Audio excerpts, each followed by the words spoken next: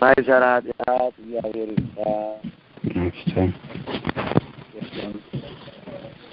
ለአባታችን ረጅም እድሜና ጤና ይስጥልን። በመርሃ ግብራችን ቅደም ተከተል መሰረት አሁን የጉባኤ መግቢያ መዝሙር ነው የሚቀርበው። የጉባኤ መግቢያ መዝሙሩን የሚያቀርብልን ወንድማችን ሊቀ ዲያቆናት ዳዊት ፋንታዬ ይሆናል። ወደ ወንድማችን ዘማሪ ሊቀ ዲያቆናት ዲያቆን ፋንታዬ ዳዊት ፋንታዬ ወስዳችኋለሁ።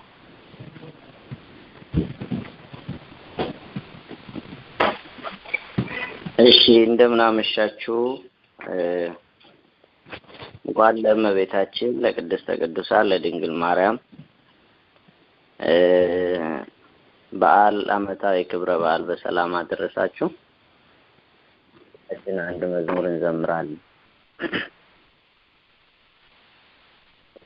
የዓለም መድኃኒት ድንግል ወለተ ኢያቄም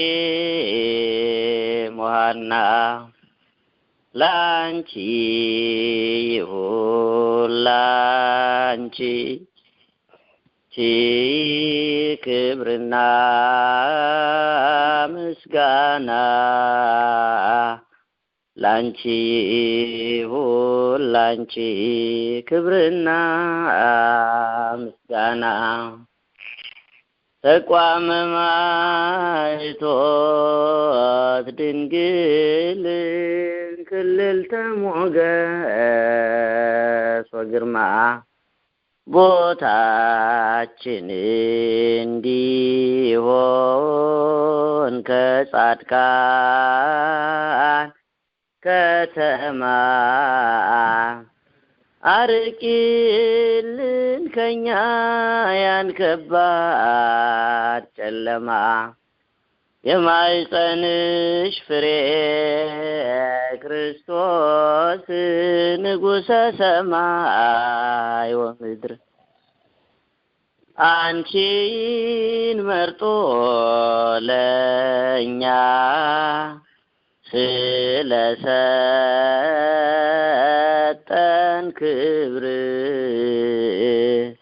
ቀለለልን ለእኛ የችግር ቀንበር ምልዕተ ምሕረት ወተስፋ የዓለም ቤዛ ድንግል ጻድቃን በበረሃ በዱር በገደል ያለቅሳሉ ካንቺ እንዲያገኙ ኃይል የዓለም ፀሐይ ድንግል የኃጥአን ምድር አለኝታ ችግር እንዳይገጥመን በላይኛው ቦታ ቃል ኪዳንሽ ለኛ ይሁነን መከታ የዓለም መድኃኒት ድንግል ወለተ ኢያቄም ወሐና ላንቺ ይሁን ላንቺ ክብርና ምስጋና ላንቺ ይሁን ላንቺ ክብርና ምስጋና በረከቱ አይደርብን።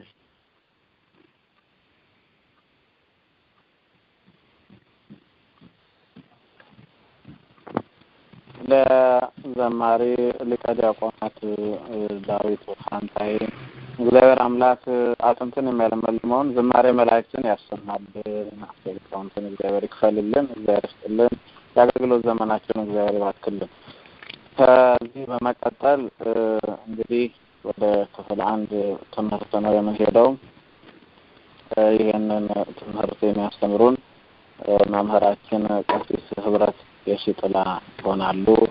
ለእሳቸው የሚናገሩበትን አንደበት ለኛ ደግሞ የምንሰማበትን ልቦና ለእግዚአብሔር ለሁላችንም ያድለን። ወደ ቀሲስ ህብረት የሺጥላ ወስዳችኋለሁ። በስመ አብ ወወልድ ወመንፈስ ቅዱስ አሐዱ አምላክ አሜን። አበው ካህናት፣ ሊቃውንተ ቤተክርስቲያን፣ ምእመናት በልዑል እግዚአብሔር ስም እንደምን ሰነበታችሁ? እንደምን ዋላችሁ?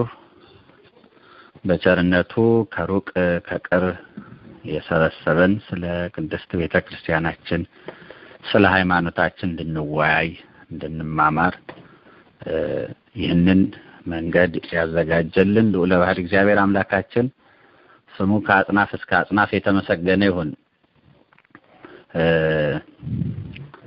በእውነቱ ካለው የቤተክርስቲያናችን ዘርፈ ብዙ ችግር አንጻር አንድ ወጥ ርዕስ ይዞ መወያየት ወይም መነጋገር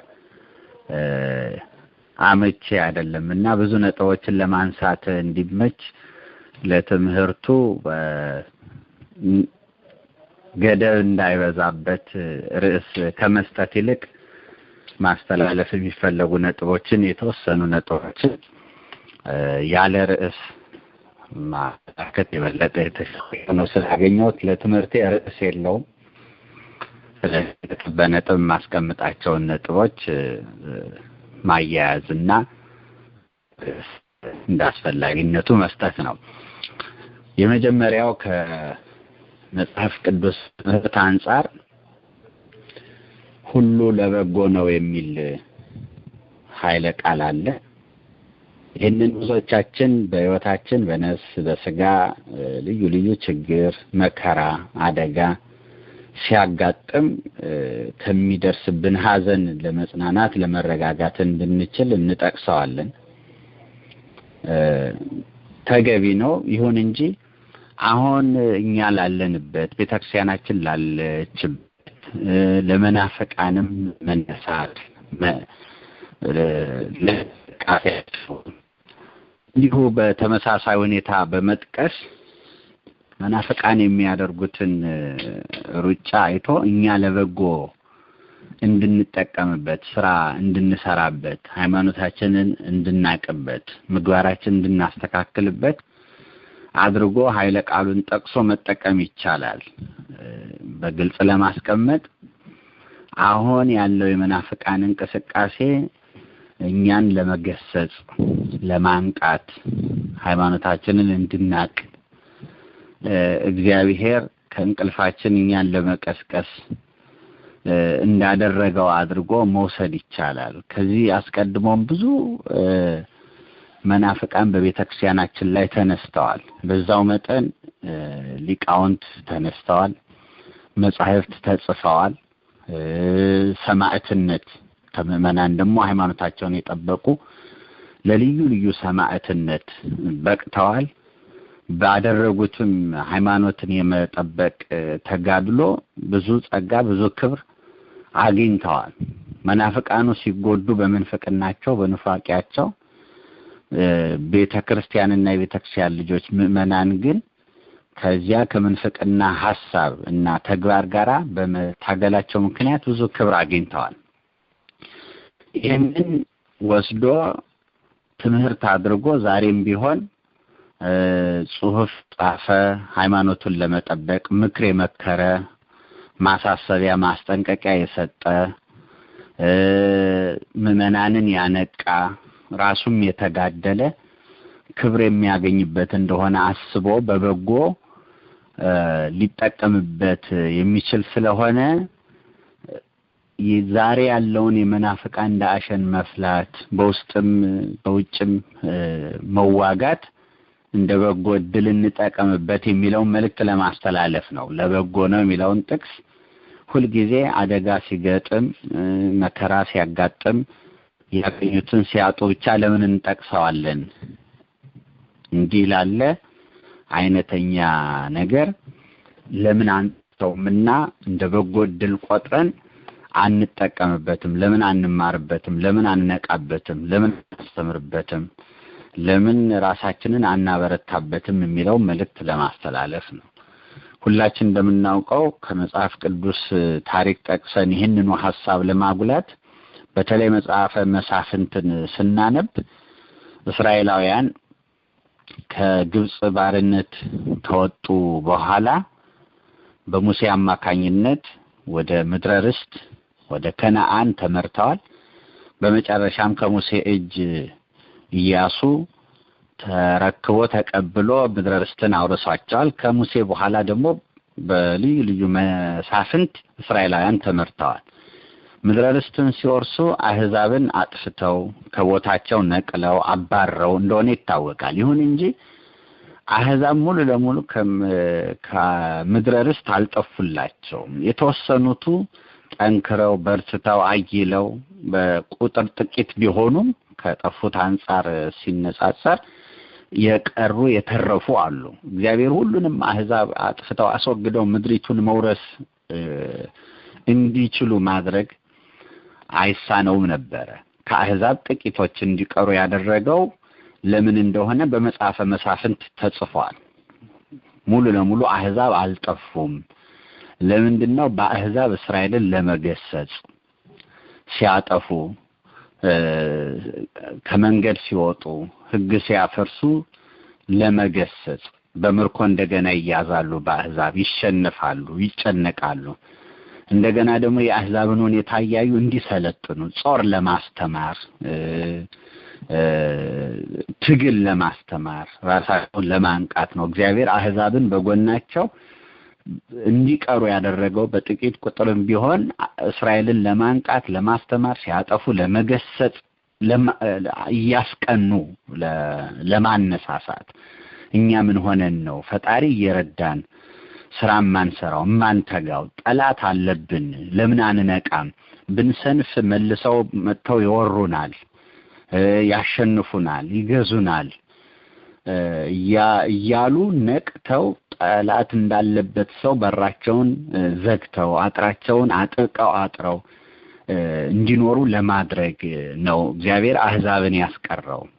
የሰይጣንም በበደለ ባጠፋ ጊዜ እግዚአብሔር ደምስሶ አጥፍቶ ሊያስቀረው እየቻለ ሰይጣንም ከነክፋቱ እንዲቆይ ያደረገበት አንዱ ምክንያት ይሄ ነው። ይሄ በብዙ አቅጣጫ የሚነሳ ጥያቄ እንደው እግዚአብሔር ሰይጣንን ቢያስወግደው ሁላችን ጸድቅ ነበር ለምን ይሄን አላረገም እያለ ለሚጠይቅ ሰው እንኳን መልስ የሚሆን ታሪክ ነው። መጽሐፈ መሳፍንት እግዚአብሔር እስራኤልን ምድረ ርስት ሲያወርሳቸው አህዛብን ማስተረፉ ወይም እንዲቀሩ በጥቂቱ እንዲቀሩ ማድረጉ ለእስራኤል ዘለፋ እንዲሆንባቸው ተግሳጽ እንዲሆንባቸው ነው ይለናል። ስለዚህ ይሄንን ተገንዝቦ አውቆ አሁንም ቢሆን የመናፍቃኑ መነሳት በልዩ ልዩ ዘመን እንዳደረጉት ሁሉ እኛ እንግዲህ ብንሰንፍ ነው ብናጎድል ነው መስራት ያለብን ስራ ምንድነው ብለን እንድንጣጣ ነው ብሎ ተነስቶ ስራ መስራት ያስፈልጋልና ለዚህ እንደ መነቃቂያ ኃይል አድርጎ መጠቀም ያስፈልጋል የሚለውን መልእክት ለማስተላለፍ ነው።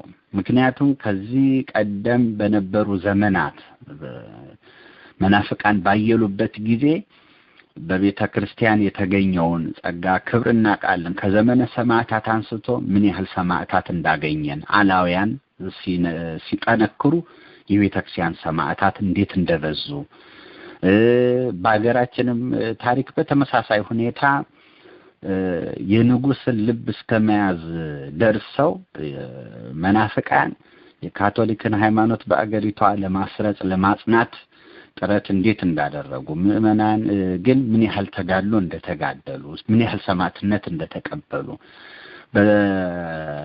በአጼ ዘርዓ ያዕቆብ ዘመን የመናፍቃን እንቅስቃሴ እንዴት እንደነበረ በወቅቱ ስንት ያህል መጻሕፍት እንደተጻፉ ምን ያህል ሊቃውንት እንደተገለጹ እንደታወቁ ስራቸውን ለሕዝብ ለማድረስ እንዴት እንደቻሉ ዕውቀታቸውን ለሕዝብ እንዴት እንዳስተላለፉት ስንረዳ መናፍቃን በተነሱ መጠን ዛፍን ሲቆርጡት ብዙ ሆኖ እንደሚነሳ እንደሚያፈራ ከጉቶው ብዙ ግንድ እንደሚወጣ እንዲሁ ክርስቲያኖች መከራ ሲደርስባቸው ምን ያህል ሃይማኖታቸው እንደሚጸና መናፍቃን እንዲሁ እየሰለጠኑ እየተነሱ እየተንቀሳቀሱ ሲገኙ ደግሞ ምስጢር እንዴት እንደ ውሃ እንደሚፈልቅ ለምእመናን ደግሞ እግዚአብሔርም ኃይሉን ረድኤቱን በዚያው አንጻር ለምእመናን ጸጋውን እንደሚሰጥ እንገነዘባለን። ይሄንን ከግምት ውስጥ አስገብቶ በንቃት ሃይማኖትን መማር በጸሎት መትጋት ወደ ሃይማኖትን ማጥበቅ አጥብቆ መያዝ ብለው በልማድ በዘፈቀደ የያዙትን እየተማሩ እየሰለጠኑ ሃይማኖትን መያዝ የሚገባ እንገነዘባለን። ስለዚህ ይህን ለበጎ ነው በሚለው አንጻር ስራ መስራት ያስፈልጋል። በእንዲህም አይነት ሁኔታ ከተነቃቁ በኋላ በየጊዜው ከታሪክ እየተነሳን ነው ያውም ሳንርቅ ማየት የሚገባንና ብዙ ጊዜ መናፍቃን እንዲህ ይሰለጥናሉ፣ ግን መልሰው መክሰማቸው ስም አጠራራቸው ሁኔታቸውን ሁሉ መክሸፉ አይቀርም። ይሁን ያስከሆን ድረስ ብዙ ትግል ብዙ ችግር ይፈጠራል። ከምእመናንም ደግሞ የሚጎዱ ከሃይማኖት የሚወጡ በኑፋቂያቸው ወጥመድ ውስጥ የሚወድቁ ደግሞ ይኖራሉና ከመናፍቃኑ መጥፋት በኋላ መብነን በኋላ ደግሞ ምእመናን መልሰው ይዘናጋሉ። ማሳውን እንደገና አረም የሚወጣው ይሆናል። ስለዚህ ከዚህ ትምህርት ወስዶ ዛሬም ቢሆን ብዙ ስለ ታድሶ መናፍቃን ስለ ሐራጠቃ ብዙ እየተባለ ብዙ ተሰምቷል። እነሱም ደግሞ ስልት ቀይረው በሌላ ሁኔታ እና መንገድ መምጣታቸው ነገም ከነገ ወዲያ የማይቀር ስለሆነ እንደገና ሳንዘጋ መስራት ያለብንን ስራ እያንዳንዳችንን ድርሻችንን ለመወጣት መንፈሳዊውን ስራ ትንሽ ነው ትልቅ ነው ሳንል በንቃት ሰርተን ለነገም ለተነገ ወዲያ የቀደሙ አባቶቻችን ከመናፍቃን ጋራ ተከራክረው መጽሐፍ ጽፈው ዛሬ ድረስ እኛ የምንማረው የምናጠናው መልስ የምንሰጥበትን ነገር እንዳቆዩልን በተመሳሳይ ደግሞ እኛም ዛሬ ስራ ሰርተን ለተነገ ወዲያ ለልጅ ልጅ የሚተርፍ ስራ ማቆየት አለብን እንጂ እንደው እንደ መጀመሪያ እርዳታ ወይም እንደ ድንገተኛ ነገር እንደመቋቋም ለጊዜው ረሃብን መክላት የአይነት እርዳታ ሰርተን የምንተወው መሆን እንደሌለበት ያስገነዝባል። ስራችን ቀጣይ እንዲሆን የመጀመሪያው ነጥብ በበጎ እንጠቀምበት። ሃይማኖታችንን ለማወቅ ምግባራችንን ለማቃናት ለማስተካከል ለበጎ እንጠቀምበት። የመናፍቃንን እንቅስቃሴ እኛ የምንቀሰቅስበት እንደሆነ አድርገን እንጠቀምበት። ሁለተኛው አንድ ጊዜ ከነቃን በኋላ ደግሞ መልሰን እንዳንተኛ ይሁን። ከዚህ ቀደም ባሉ ታሪኮቻችን ያጎደልነውን አሟልተን በመልካም ያለፈውን ደግሞ አጥብቀን አጠንክረን እንድንይዘው መሆን አለበት። ሌላው ደግሞ በሶስተኛ ደረጃ ማስቀመጥ ያለብን ብዙ ጊዜ እየተቀደምን ነው።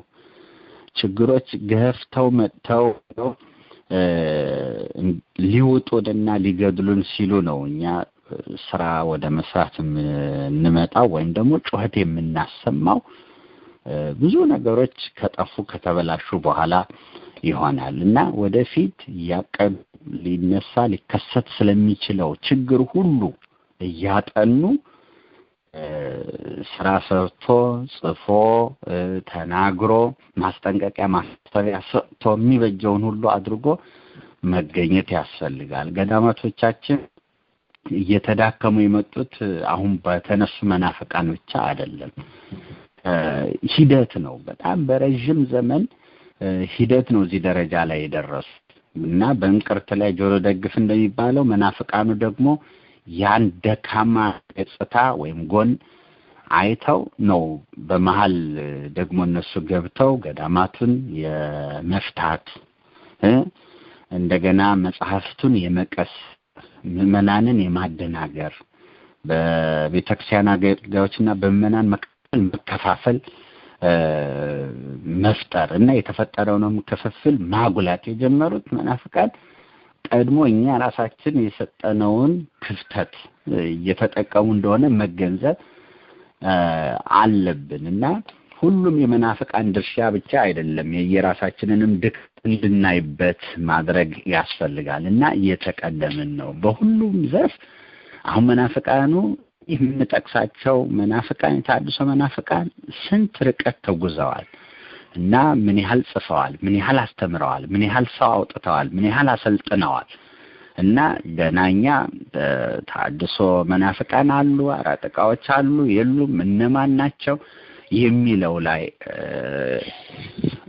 ነው ብዙ ግቶችና ክርክሮች ያሉት ማለት ነው እና ለዛ አጸፋ የሚሆን ምላሽ የሚሆን ስራ በእውነት ተጨባጭ መሬት ላይ ያለ ስራ ምን ያህል ሰርተናል የሚለውን መገምገም ያስፈልጋል። ምንም አልተሰራም እንኳን ባባል ከመናፍቃኑ ስራ ጉልበት፣ ጥንካሬ፣ ርቀት ሲታይ ብዙ የሚቀረን እንደሆነ እንገነዘባለን። ስለዚህ ቃት መናፍቃኑን ሲሆን መቅደም ካልሆነም ደግሞ ጎን ለጎን በደንብ አይቶ ሳይቀደሙ ስራ መስራት የሚያስፈልግ እንደሆነ የመናፍቃኑን መቅደም እንመለከት። በቤተ ክርስቲያናችን መምህራን መተኛ የተዋህዶ ልጆች ኦርቶዶክሳውያን በሚያስተምሩበት ጊዜ በሚያስተላልፉት መልእክት ላይ ተቃርኖ ያለው ተቃውሞ ያለው ክርክር ያለው ቁጭ ብለው ከሚያዳምጡ የቤተክርስቲያን ልጆች ነው፣ ከውጭ አይደለም። ዛሬ በእያንዳንዱ ኦርቶዶክሳዊ ቤት ከመናፍቃን ጋር ልጄ ጴንጤ ሆነችብኝ እየተባለ ነበር የቀድሞ ሙግት። አሁን ግን ሁለት ኦርቶዶክሳውያን ነን የሚሉ ወንድማማቾች እህትማማቾች ናቸው በአንድ ቤት ውስጥ ክርክር የሚያደርጉት ስለ መምህራኖቻቸው፣ ስለ አባቶቻቸው፣ ስለ ካህናቶቻቸው በቤተክርስቲያን ስላለ ስርዓት ሙግት የሚያደርጉ ልክ እንደ ሁለት ጎራ የሚከራከሩ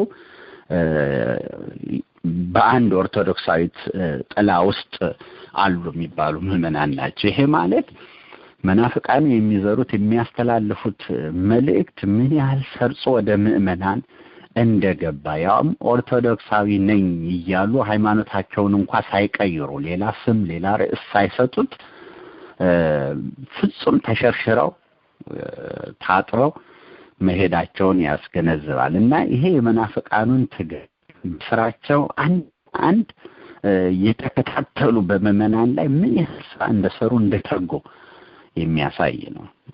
ወደኛ ስንመጣ ተቀድመናል፣ ወደኋላ ብለናል፣ ወይም ኃላፊነታችንን በሚገባ አልተወጣንም። ብዙ ሰበብ የምናደርጋቸው ምክንያት አድርገን የምንሰጣቸው ነገሮች ይኖሩናል። ወደ ላይ ጣታችንን እንቀስራለን፣ ከሲኖዶስ ከቤተ ክህነት ከሀገረ ስብከት እየተነሳን ማለት ነው። ወይም ደግሞ ከእረኞችና ከአባቶች ከመምህራን እየተነሳን ምክንያት እንደረድራለን ስራ ላለመስራታችን። ይህን ሁሉ አስወግዶ ግን በምዕመናን ላይ በልጆች ላይ ወላጆች በልጆች ላይ መምህራን በሚያደምጧቸው ምዕመናን ላይ ሃይማኖታቸውን ንጹህ የሃይማኖት ትምህርትን ማስረጽ፣ ማሳመን፣ ማስረዳት ያንን ማስቀመጥ ችለን ቢሆን ኖሮ በእውነቱ ጳጳሳት ከግብጽ እየመጡ በነበረበት ሰዓት ምዕመናን ጠንካራ ሆነው ኑፋቄ ከቤተ መንግስት በጀመረበት ሰዓት ብዙ ሊቃውንት መምህራን የሚባሉ እንኳን ወደ ኑፋቄ ባዘነበሉበት ሰዓት ምዕመናን አንገታቸውን ለካራ ለሰይፍ እየሰጡ ሃይማኖታቸውን መከላከላቸውን መርሳት አይገባም። ይሄ ምንድነው? ምንም ከላይ ዝምታ፣ ጸጥታ፣ ድክመት ቢኖር እንኳን ምዕመናንን አጠንክሮ ማስተማር ከተቻለ ምዕመናን ሃይማኖታቸውን ምን ያህል ሊጠብቁ እንደሚችሉ ደግሞ ስንት ሊቃውንት ቢበዙ ከላይ ያለው ሁሉ ሊቅ ቢሆን ምዕመናን ሃይማኖታቸውን እስካልጠበቁ ጊዜ ድረስ ሊቅነት በአንድ ትውልድ የሚያልፍ እንደሆነ እና እንደ አረም ምዕመናን ደግሞ እስካልተማሩ ድረስ በስፋት የነሱ ዘመን ሲመጣ በእድሜም በትምህርትም በእውቀትም ከፍ ያሉት በሚያልፉበት ሰዓት በቤተክርስቲያን ምን ያህል ኑፋቄ ሊሰለጥን እንደሚችል ለኑፋቄ ፍጥነት ደግሞ አሁን እኛ ያለንበት ዘመን በጣም በቂ ማስረጃ ነው እና ስንት ዘመን 2000 ዘመን ሲገነባ የኖረ ነገር በአንድ 10 ዓመት በሁለት 10 ዓመት 20 ዘመን ባልሞላው በሁለት እና በአንድ 10 ዓመት ውስጥ እንዴት ያለ ለውጥ በቤተክርስቲያን ላይ ያንዣበበ እንደሆነ እያየን መገንዘብ እንችላለን እና የተዘራ ዘር በእንክብካቤ ብዙ ድካም ያድጋል ለፍሬ ይበቃል አረም ግን ሳይዘሩት እንዴት ማሳ እንደሚወጥ ለሁላችንም ግልጽ ነው ስለዚህ ጥንቃቄ እያሰቡ እያቀዱ በመናፍቃንም ሳይቀደሙ ስራ መስራት ያስፈልጋል ይሄ በሶስተኛ ደረጃ መጥቀስ መፈልገው ነጥብ ነውና የመጀመሪያው አንደኛ የመናፍቃኑን መነሳት ምንም እነሱ የማይጠቀሙበት የሚጎዱበት ቤተክርስቲያን የምትጠቀምበት ሲሆን እነሱ የሚጎዱበት ቢሆንም ለኛ እንደ ቤተክርስቲያን ልጅ ለበጎ ወስደን ራሳችንን ለማጠንከር እንጠቀምበት ሁለተኛ በጣም ወቅታዊ ስራ ብቻ አንስራ ቀጣይነት ያለው ስራ እንስራ በአንድ ምክንያት በጎ ስራ ሊጀመር ይችላል ግን መቋረጥ የለበትም ምክንያቱ ምንም ሆነ ምን ስለዚህ መሰባሰቡ መማማሩ ልጆችን ማሰልጠኑ ገዳማትን አብያተ ክርስቲያናትን መጎብኘቱ መርዳቱ ማገዙ ምእመናን የመምህራኑን የካህናቱን ሁኔታ ችግራቸውን ከግምት ውስጥ አስገብቶ እንክብካቤ ማድረጉ እንደው በችግር ሰዓት ወይም ደግሞ እንዲህ ባለ ወቅት በቀናት ተነሳስተን ብንጀምረውም ግን ደግሞ አጠንክሮ መቀጠል የሚያስፈልግ እንደሆነ እንድንገነዘብ ሌላው ምእመናን ላይ በጣም ስራ መስራት የሚገባ እና በመናፍቃኑም መቀደም የማይገባ መሆኑን ለማስረዳት ነው ሌላው በእውነቱ ብዙ የተሰራ ያለው አሁን ባለው ሁኔታ በተለይ በመናፍቃን በታድሶ ባህራ ጠቃ ዘንድ ወይም እነሱን በተመለከተ በእውነተኛ የቤተክርስቲያን ልጆች እየተሰራ ያለው እነዚህ ሰዎች መረጃ መስጠት ማጋለጥ ገና ደግሞ ምእመናንን ማንቃት በዚህ ላይ ብቻ ያተኮረ ስራ ወይም ደግሞ ሙሉ ኃይላችን ጉልበታችንን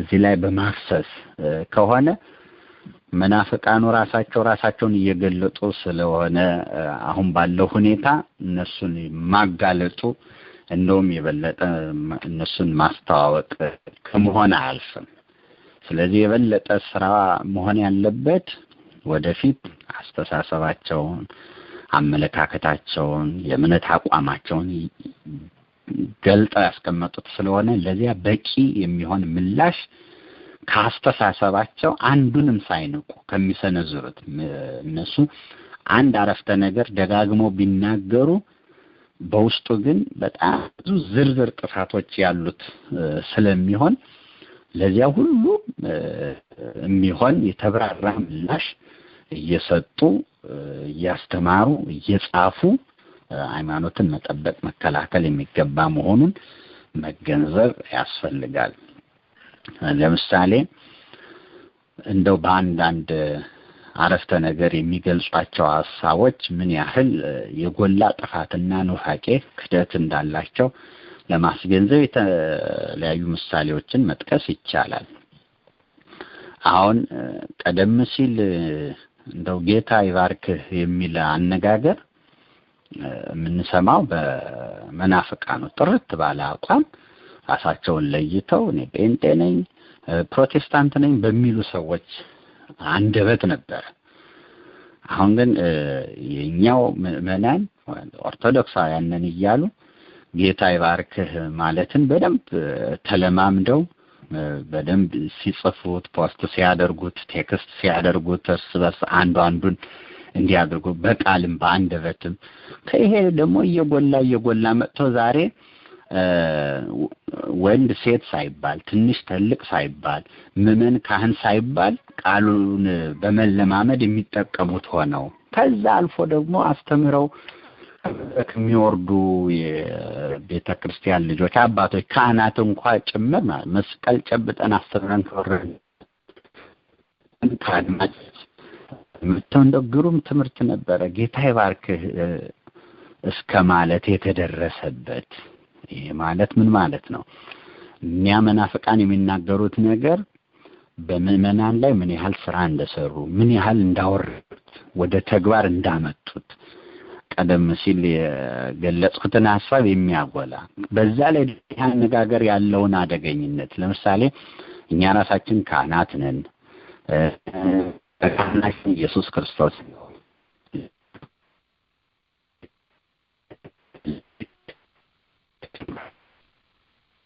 ቶች ነበሩ አንጣቸው የነበሩ የመናፍቃን ትምህርቶች ተጠቅለለ እና ግን በማስታወቅ ባልተገለጠ ሁኔታ የመጣ ቃል ነው ጌታ ይባርክህ የሚለው ቃል። የመባረክ ስራ በቤተክርስቲያናችን እንግዲህ ጸሎተ ቡራኬ ራሱን ርዕስ ተሰጥቶት ርዕስ ይዞ በቤተክርስቲያናችን ጸሎት አለ።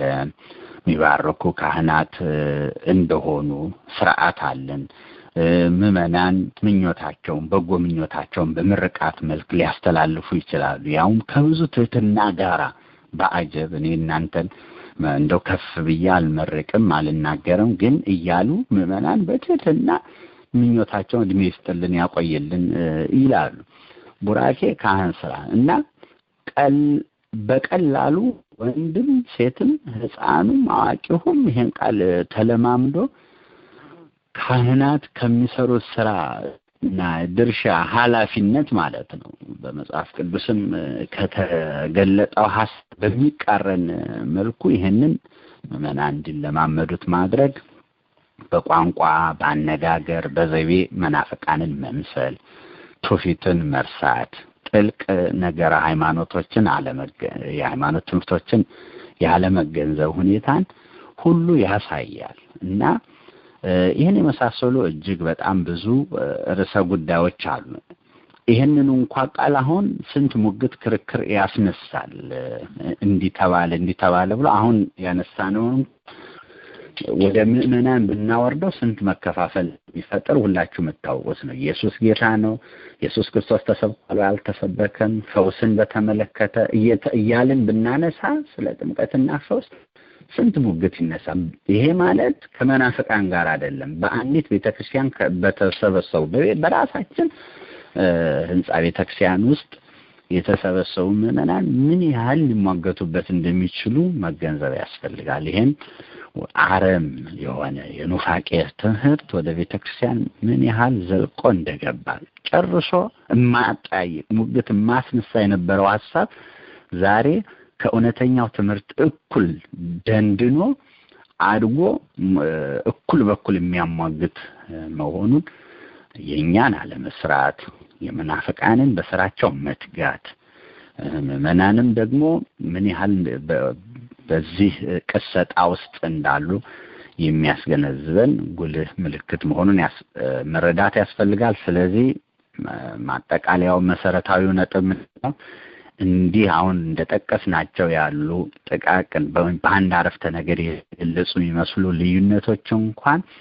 ትኩረት ተሰጥቷቸው ድምት በማድረግ ማለት ነው በደንብ አድርጎ ነቅሶ በብዙ ማስረጃ ደግፎ መጽሐፍ ማስተማር ሁሉም ሰው ድርሻ ነው በእውነት እና ይሄ የሊቃውንቱ ሁሉ ብቻ አይደለም እና ሊቃውንቱ ይጠየቃሉ ያስተምራሉ ከዛ ተግቶ የሚጽፈው ይጽፋል የሚያሰራጨው ይበትነው ለምዕመናን ሁሉ የሚያደርሰው ክፍል ደግሞ ማድረስ አለበትና ጊዜያችን በማይረቡ ሌሎች ርዕሰ ጉዳዮች የሚወሰድ ኃይላችንም በማይሆን ቦታ የሚያልቅ መሆን የለበት።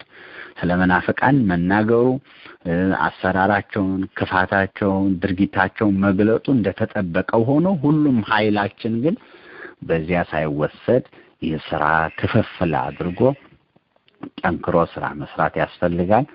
እርስ በርስ መለያየት የለብንም። እኛ እርስ በርስ መነቃቀፍ የለብንም። ወይም እኛ እንደምንናገረው አይነት ንግግር የማይናገር እኛ ስንሰበሰብ አብሮን ያልተሰበሰበ ሁሉ ሌላ ስምና ፍረጃ የሚሰጠው መሆን የለበትም። እንዲህ ያሉ ርዕሰ ጉዳዮች በተነሱ ቁጥር ሌላ እንደገና መከፋፈል፣ ሌላ ግጭት፣ ሌላ ክርክር፣ ሌላ ስም የሚያመጡ መሆን የለባቸውም። ሁልጊዜ በሃይማኖት ሆነን በፍቅር ሆነን ትምህርት ሃይማኖታችንን መግለጽ ማስረዳት ይጠበቅብናል። ያነሳቸውን ነጥቦች ባጭሩ ከልስና ትምህርቴን አጠቃልላለሁ። አንደኛ የመናፍቃኑን የመነሳት ምንም ለነሱ የሚጎዱበት የሚጠፉበት ቢሆንም ለገዛ ጥፋታቸው መጻሕፍትን ያጣምማሉ ስለሚል መጽሐፍ ቅዱስ ማለት ነው። የሚጠፉበት ማለት ይሄ ነው። እነሱ የሚጎዱበትም ቢሆን እኛ ግን ስንሰንፍ ማንቂያ ነውና ለበጎ እንጠቀምበት። እኛ እንንቃ፣ ሃይማኖታችንን ለመጠበቅ ለመማር ትኩረት ለመስጠት እንጠቀምበት። የመጀመሪያው ነው። ሁለተኛ ሁል ጊዜ ተቀድመን ወደረኞቻችን ርቀው ከሄዱ በኋላ ተነስተን ስራ መጀመር የለብንም። በንቃት ጊዜውን እያነበብን መጪውን ጊዜ አስቀድመን ስራ እየሰራን መገኘት መቻል አለብን። ከኋላ እየተከተልን ሌሎች ብዙ ዘምረው ብዙ አሳትመው ብዙ ደርሰው ብዙ ጣቢያ ብዙ መገናኛ ከፍተው እኛ ከስር እንደ አዲስ የምንነሳ መሆን የለብንም። ከተዘረፉ በኋላ ማባረር ሳይሆን ሌባ እንዳይነጥቀን ንብረታችንን አጥብቆ ተጠንቅቆ አስቀድሞ መያዝ ያስፈልጋል የሚለው። ሁለተኛ አንድ ጊዜም ደግሞ ስራ ከጀመሩ በኋላ እንደገና መልሶ መዘናጋት አያስፈልግም። ክትትል ማድረግ ያስፈልጋል። በጎን ስራን ሁልጊዜ ቀጣይና ህይወት ማድረግ ያስፈልጋል። ሌላው ምክንያት ሳይደረድሩ ለዚህ እኮ ይሄ እንቅፋት አለ፣ ለዚህ ይሄ እንቅፋት አለ እያሉ ሰበብ ሳያበዙ በምእመናን ላይ አንድ በአንድ በእውነት ስራ መስራት ያስፈልጋል። ምላሽ መስጠት፣ ማስረዳት፣ ማስተማር፣ ለክፉ አብነት ምሳሌ አለመሆን ያስፈልጋል። የመናፍቃኑንም ነገር ደግሞ ራሳችን አናስተዋውቅላቸው፣ የበለጠ አናጋን ነው ስራቸውን። እነሱ እንደ ተቋም ትልቅ እንደሆኑ ገዝፈው እንዲታዩ ማድረግ ተገቢ አይደለም። በጥቂት ቁጥርም ቢሆን እነሱ አሰራርና አካሄድ ስላወቁበት ነው ይህን ያህል መጓዝ የቻሉት። ትጋት ነው እና ይህን ያልተጋነው ዓለም ዛሬ በዓለማችን ላይ በአንድ ስቱዲዮ በአንድ ቢሮ ውስጥ በመሆን ዓለም አቀፍ ንቅናቄ መፍጠር የሚችሉ ብዙ ኤክስፐርቶች እንዳሉ ይታወቃል። በተለያየ ርዕሰ ጉዳይ መናፍቃኑ በእንደዛ አይነት ሁኔታ ነው በትጋታቸው ነው እንጂ በእውነቱ ተነው የሚጠፉ ያህል ናቸው። እንዳለን ምእመን እንዳለን ደግሞ የሃይማኖት ቅድስና ንጽሕት ሃይማኖትን ገንዘብ እንደማድረግ የብዙ አባቶችና ቅዱሳት ባለቤቶች እንደመሆናችን መጠን ቢታይ የመናፍቃኑ እንቅስቃሴ ይህን ያህል ተጋኖ የሚወራ አጀንዳም አልነበረም የሚለውን እንድንገነዘብ ነው። እርስ በርሳችን አንለያይ፣ ድርሻችንን እንወጣ። መናፍቃኑ የሚናገሯት እያንዳንዷ ነገር በዓላማ በተጠና ሁኔታ የሚያስተላልፉት ስለሆነ አንዱም አረፍተ ነገር ቢሆን ብዙ ኑፋቄና ክደት አለው እና ለምእመናን ክደት እንዳይመስል አድርገው ሊያከራክር የሚችል አድርገው ቢጠቀሙትም ማለት ነው ምን ችግር አለው? አሁን ጌታ ይባርክ ማለት ኢየሱስ ጌታ ነው ማለት ምን ችግር አለው እያሉ እንዲከራከሩበት አድርገው ያበጁታል። ይሁን እንጂ በውስጡ በጣም ብዙ ክደት ያለው በሆነ እንደው የንስር ዓይን ያላቸው ሊቃውንቱ ብዙ አተታ ይሰጡበታል፣ ያስተምሩበታል። ያንን ደግሞ ምዕመናን እንዲረዱት አድርጎ ማቅረብ መትጋት ያስፈልገናል የሚለውን ለማስተላለፍ ነው። ይቆየን። የሰማነውን በልቦናችን ጽላት ይጻፍልን። እግዚአብሔር ይስጥልኝ።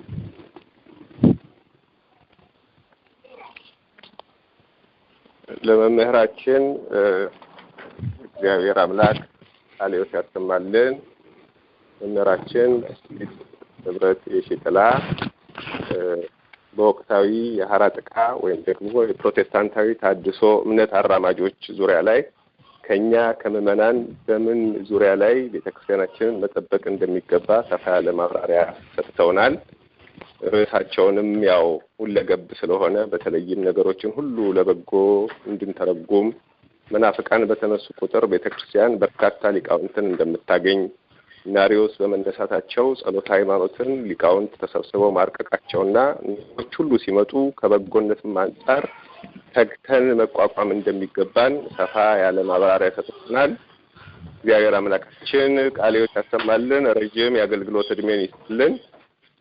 በዚህ ጉባኤ ላይ የምትሳተፉ ሊቃውንት ቤተክርስቲያን፣ አበው መነኮሳት፣ ካህናት፣ ዲያቆናት፣ መምህራነ ወንጌል፣ ዘማሪያን፣ ምዕመናን እንዲሁም ከቅርብም ከሩቅም የተሰበሰባችሁ በዚሁ በዘመናዊ ቴክኖሎጂ እግዚአብሔር ወዶ ፈቅዶ በቀጭኑ ሽቦ ውስጥ የእግዚአብሔርን ቃል ልባችንን የሚያረሰርስ ቤተክርስቲያናችንን የሚጠብቅ ኃይለ ቃል እየተከታተልን ያለነው አንዳንድ የቴክኒክ ችግሮች እያጋጠሙን ስለሆነ እሱን እስከምናስተካክል ድረስ በትዕግስትም እንድትጠብቁን እየጠየቅን በመቀጠል ቀጠበብት ባለው ያሬዳዊ ዝማሬ ያቀርቡልናል። ወደ መምህራችን ሊቀጠበብት ባለው ወራቸዋለሁ።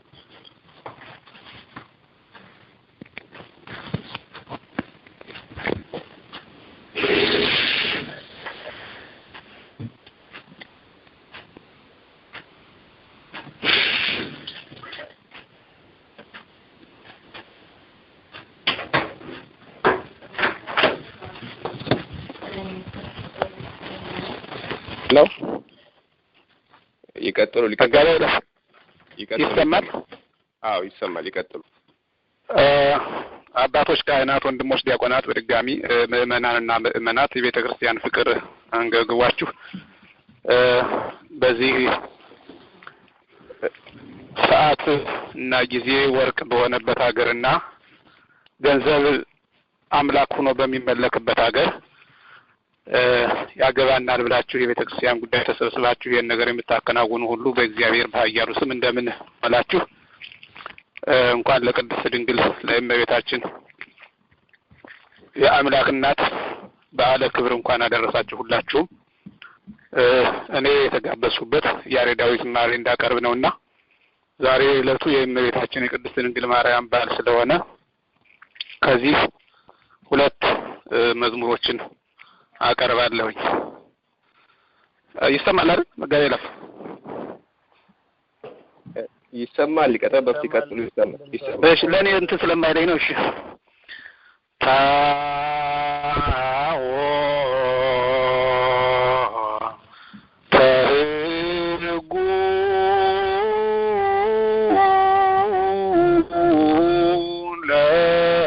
ለእግዚአብሔር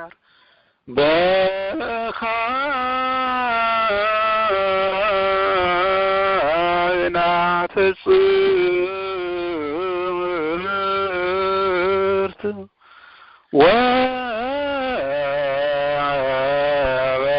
ወበመንፈስ ቅዱስ ክልል ታቦተ ሕጉ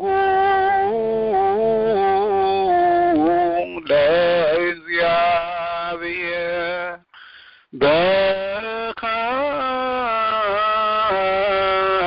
በካህናት ጽርት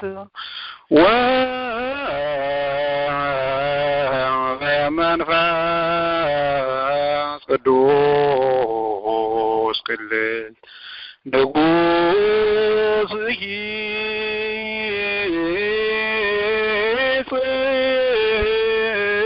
ጽዮን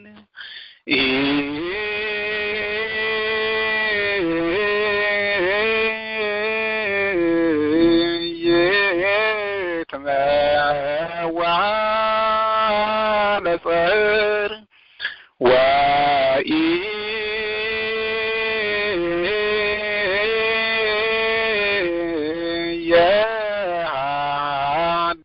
የአድጋል ሀገር ንጉሥ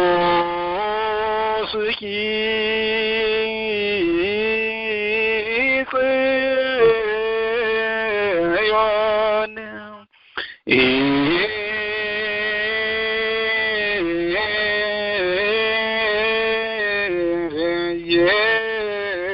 የትመዋ ለጸር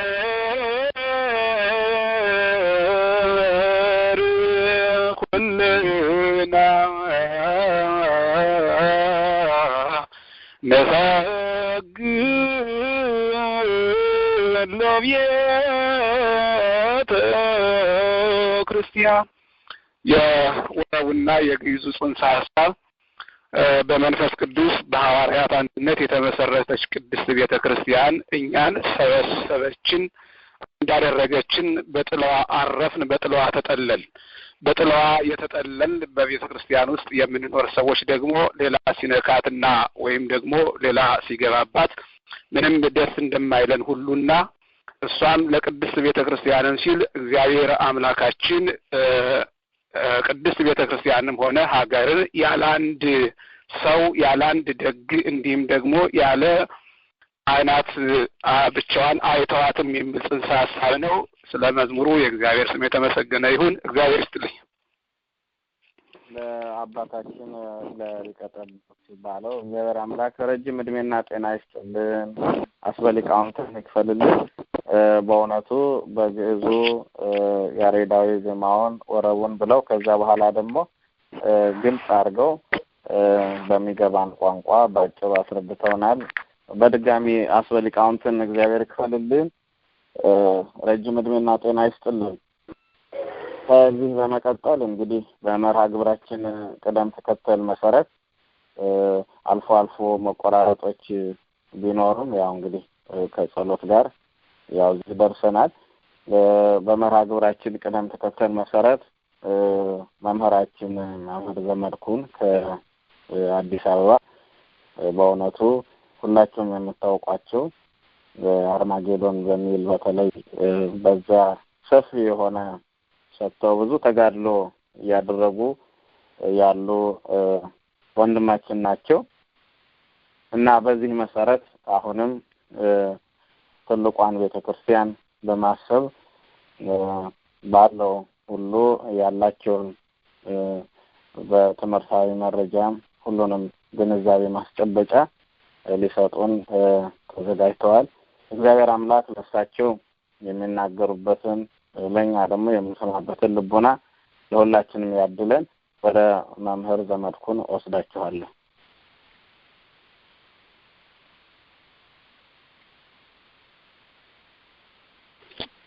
እሺ ቀሲስ እግዚአብሔር ያክብርልኝ።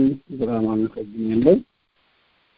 በስመ አብ ወወልድ ወመንፈስ ቅዱስ አሐዱ አምላክ አሜን። የተወደዳችሁ ቁራን አባቶቼ ካህናት፣ ወንድሞቼ ዲያቆናት፣ እንዲሁም በአገልግሎት የምትመስሉ ሰባኪያነ ወንጌል ወንድሞቼ፣ እንዲሁም በዚህ ሰዓት በመላው ዓለም ላይ ዘመኑ ባመጣው ቴክኖሎጂ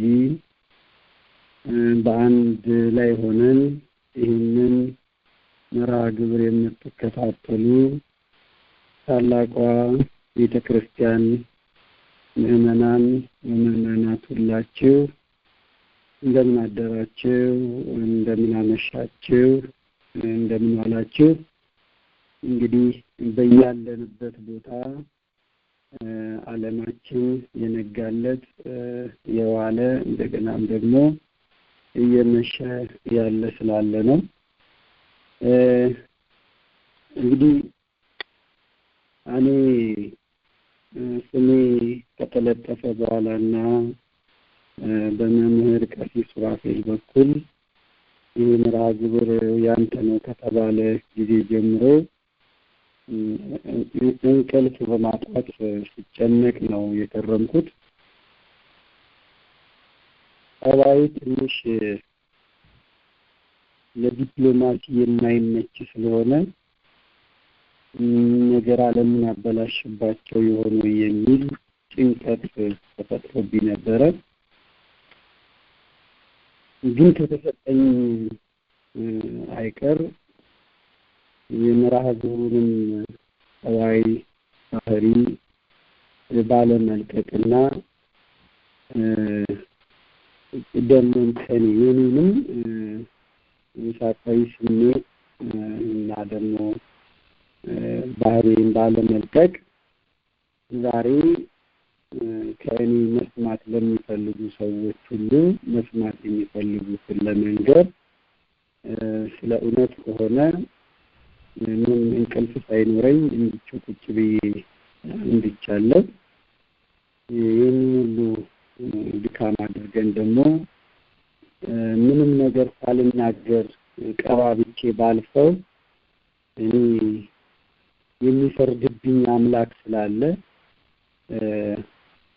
በፌስቡክ ላይ እንደምጮኸው አይነት ጩኸት ባይሆንም ግን እውነታውን ሳልደብቅ ሳልቀባባ ወይም ደግሞ ሰምና ወርቅ በመናገር እናንተ ፍቱት ሳልል በውስጤ ያለውን ብሶት፣ ተስፋ፣ ስጋት የመሳሰሉትን ነገሮች ለመነጋገር ሞክራለሁ። የአባቶቼ የእናንተም ጸሎት የምዕመናን ጸሎት ያግዘኝ፣ የቅዱሳን ጸሎት የሚያግዘኝ እንግዲህ የተሰጠኝ ሰዓት በአግባቡ እጠቀምበታለሁ ማለት ነው።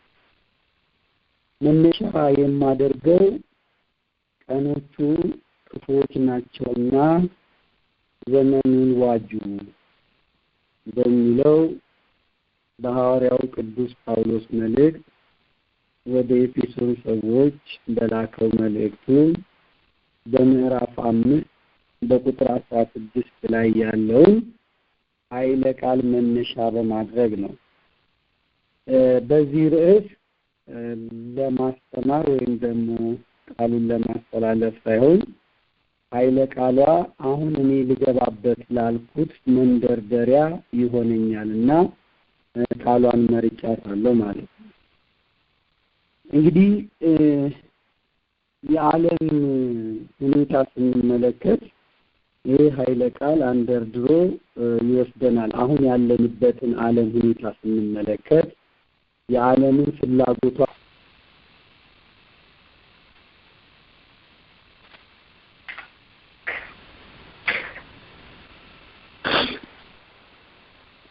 ይቀጥሉ መምህር። እሺ እንግዲህ የዓለምን ሁኔታና ፍላጎቷን ማየት ያስፈልጋል ብለን ነው የተቋረጠው። ከዛው ቀጥላለሁ። ዓለማችን ወደፊት የሚመጣውን አውሬ ለማንገስና ዙፋኑን በምድር ላይ ለመዘርጋት አውራ ጎዳናዎችን በመጥረግ ላይ ትገኛለች። ጎባጣውን እያቀናች ደግሞ ተራራውን ዝቅ ሸለቆውን እየሞላች የአውሬውን መምጣት በጉጉት እየተጠባበቀች ትገኛለች። ዓለም ማለት ለሚመጣው ዘመን ለአውሬው ንግስና ደግሞ እንቅፋት ይሆናሉ የተባሉት ነገሮች ደግሞ መወገድ መጠረግ አለባቸው። አሁን ተሐድሶ ስንል ዝም ብሎ የጥቂት ሰዎች ሳይሆን ከዓለም ፍላጎት ጋር አንድ ነገር ስናይ ከፖለቲካው አንፃር ከማህበራዊ ኑሮውን አንፃር ኢኮኖሚያዊ ሁኔታዎችን እነዚህን ሁሉ ነገሮች ማየት መዳሰስ ያስፈልጋል። ዘለን አንዲት ቁንጽል ሐሳብ ላይ ከተቀመጥን ልንሰራ ያቀርነው ልንናገር ልንወያይበት የምንፈልገው ነገር በጣም የተቆነጸለ ይሆናል። በጣም ሰፊ መሆኑን ማየት ያስፈልጋል። ቀላል ነገር አይደለም እንደምናወራው። ስለዚህ ዓለም ለሚመጣው አውሬ ለዚህ ለሐሳይ መሲሁ እንቅፋት ናቸው የሚባሉትን ሁኔታዎች እሾሁን መንቀል መጥረግ እንቅፋቱን ማስወገድ አለባት ማለት ነው። ለዚህ አውሬ ደግሞ ለሚመጣው አውሬ ትልቁ እንቅፋት በዓለም ላይ የሚያስፈራ ሌላ ነገር የለም። እነዚህ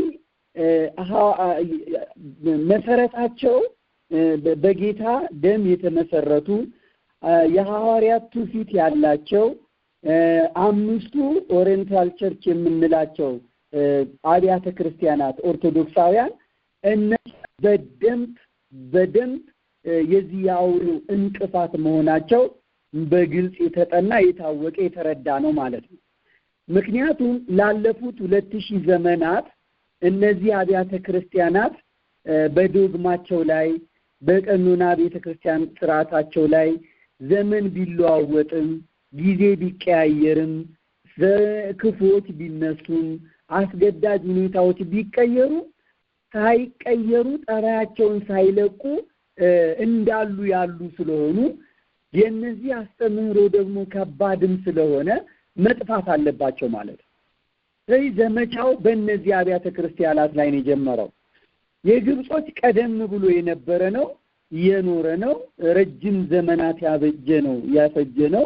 የስቃይ ዘመናቸው ረጅም ነው። የኢትዮጵያ ቤተክርስቲያንም ተሐድሶዋን የጀመረችው የተሐድሶ እንቅስቃሴ ተብሎ የተጀመረው ወደ 700 ዓመት አካባቢ ነው። አሁን እኛ የ20 ዓመት የ10 ዓመት አድርገን የምናየው አይደለም።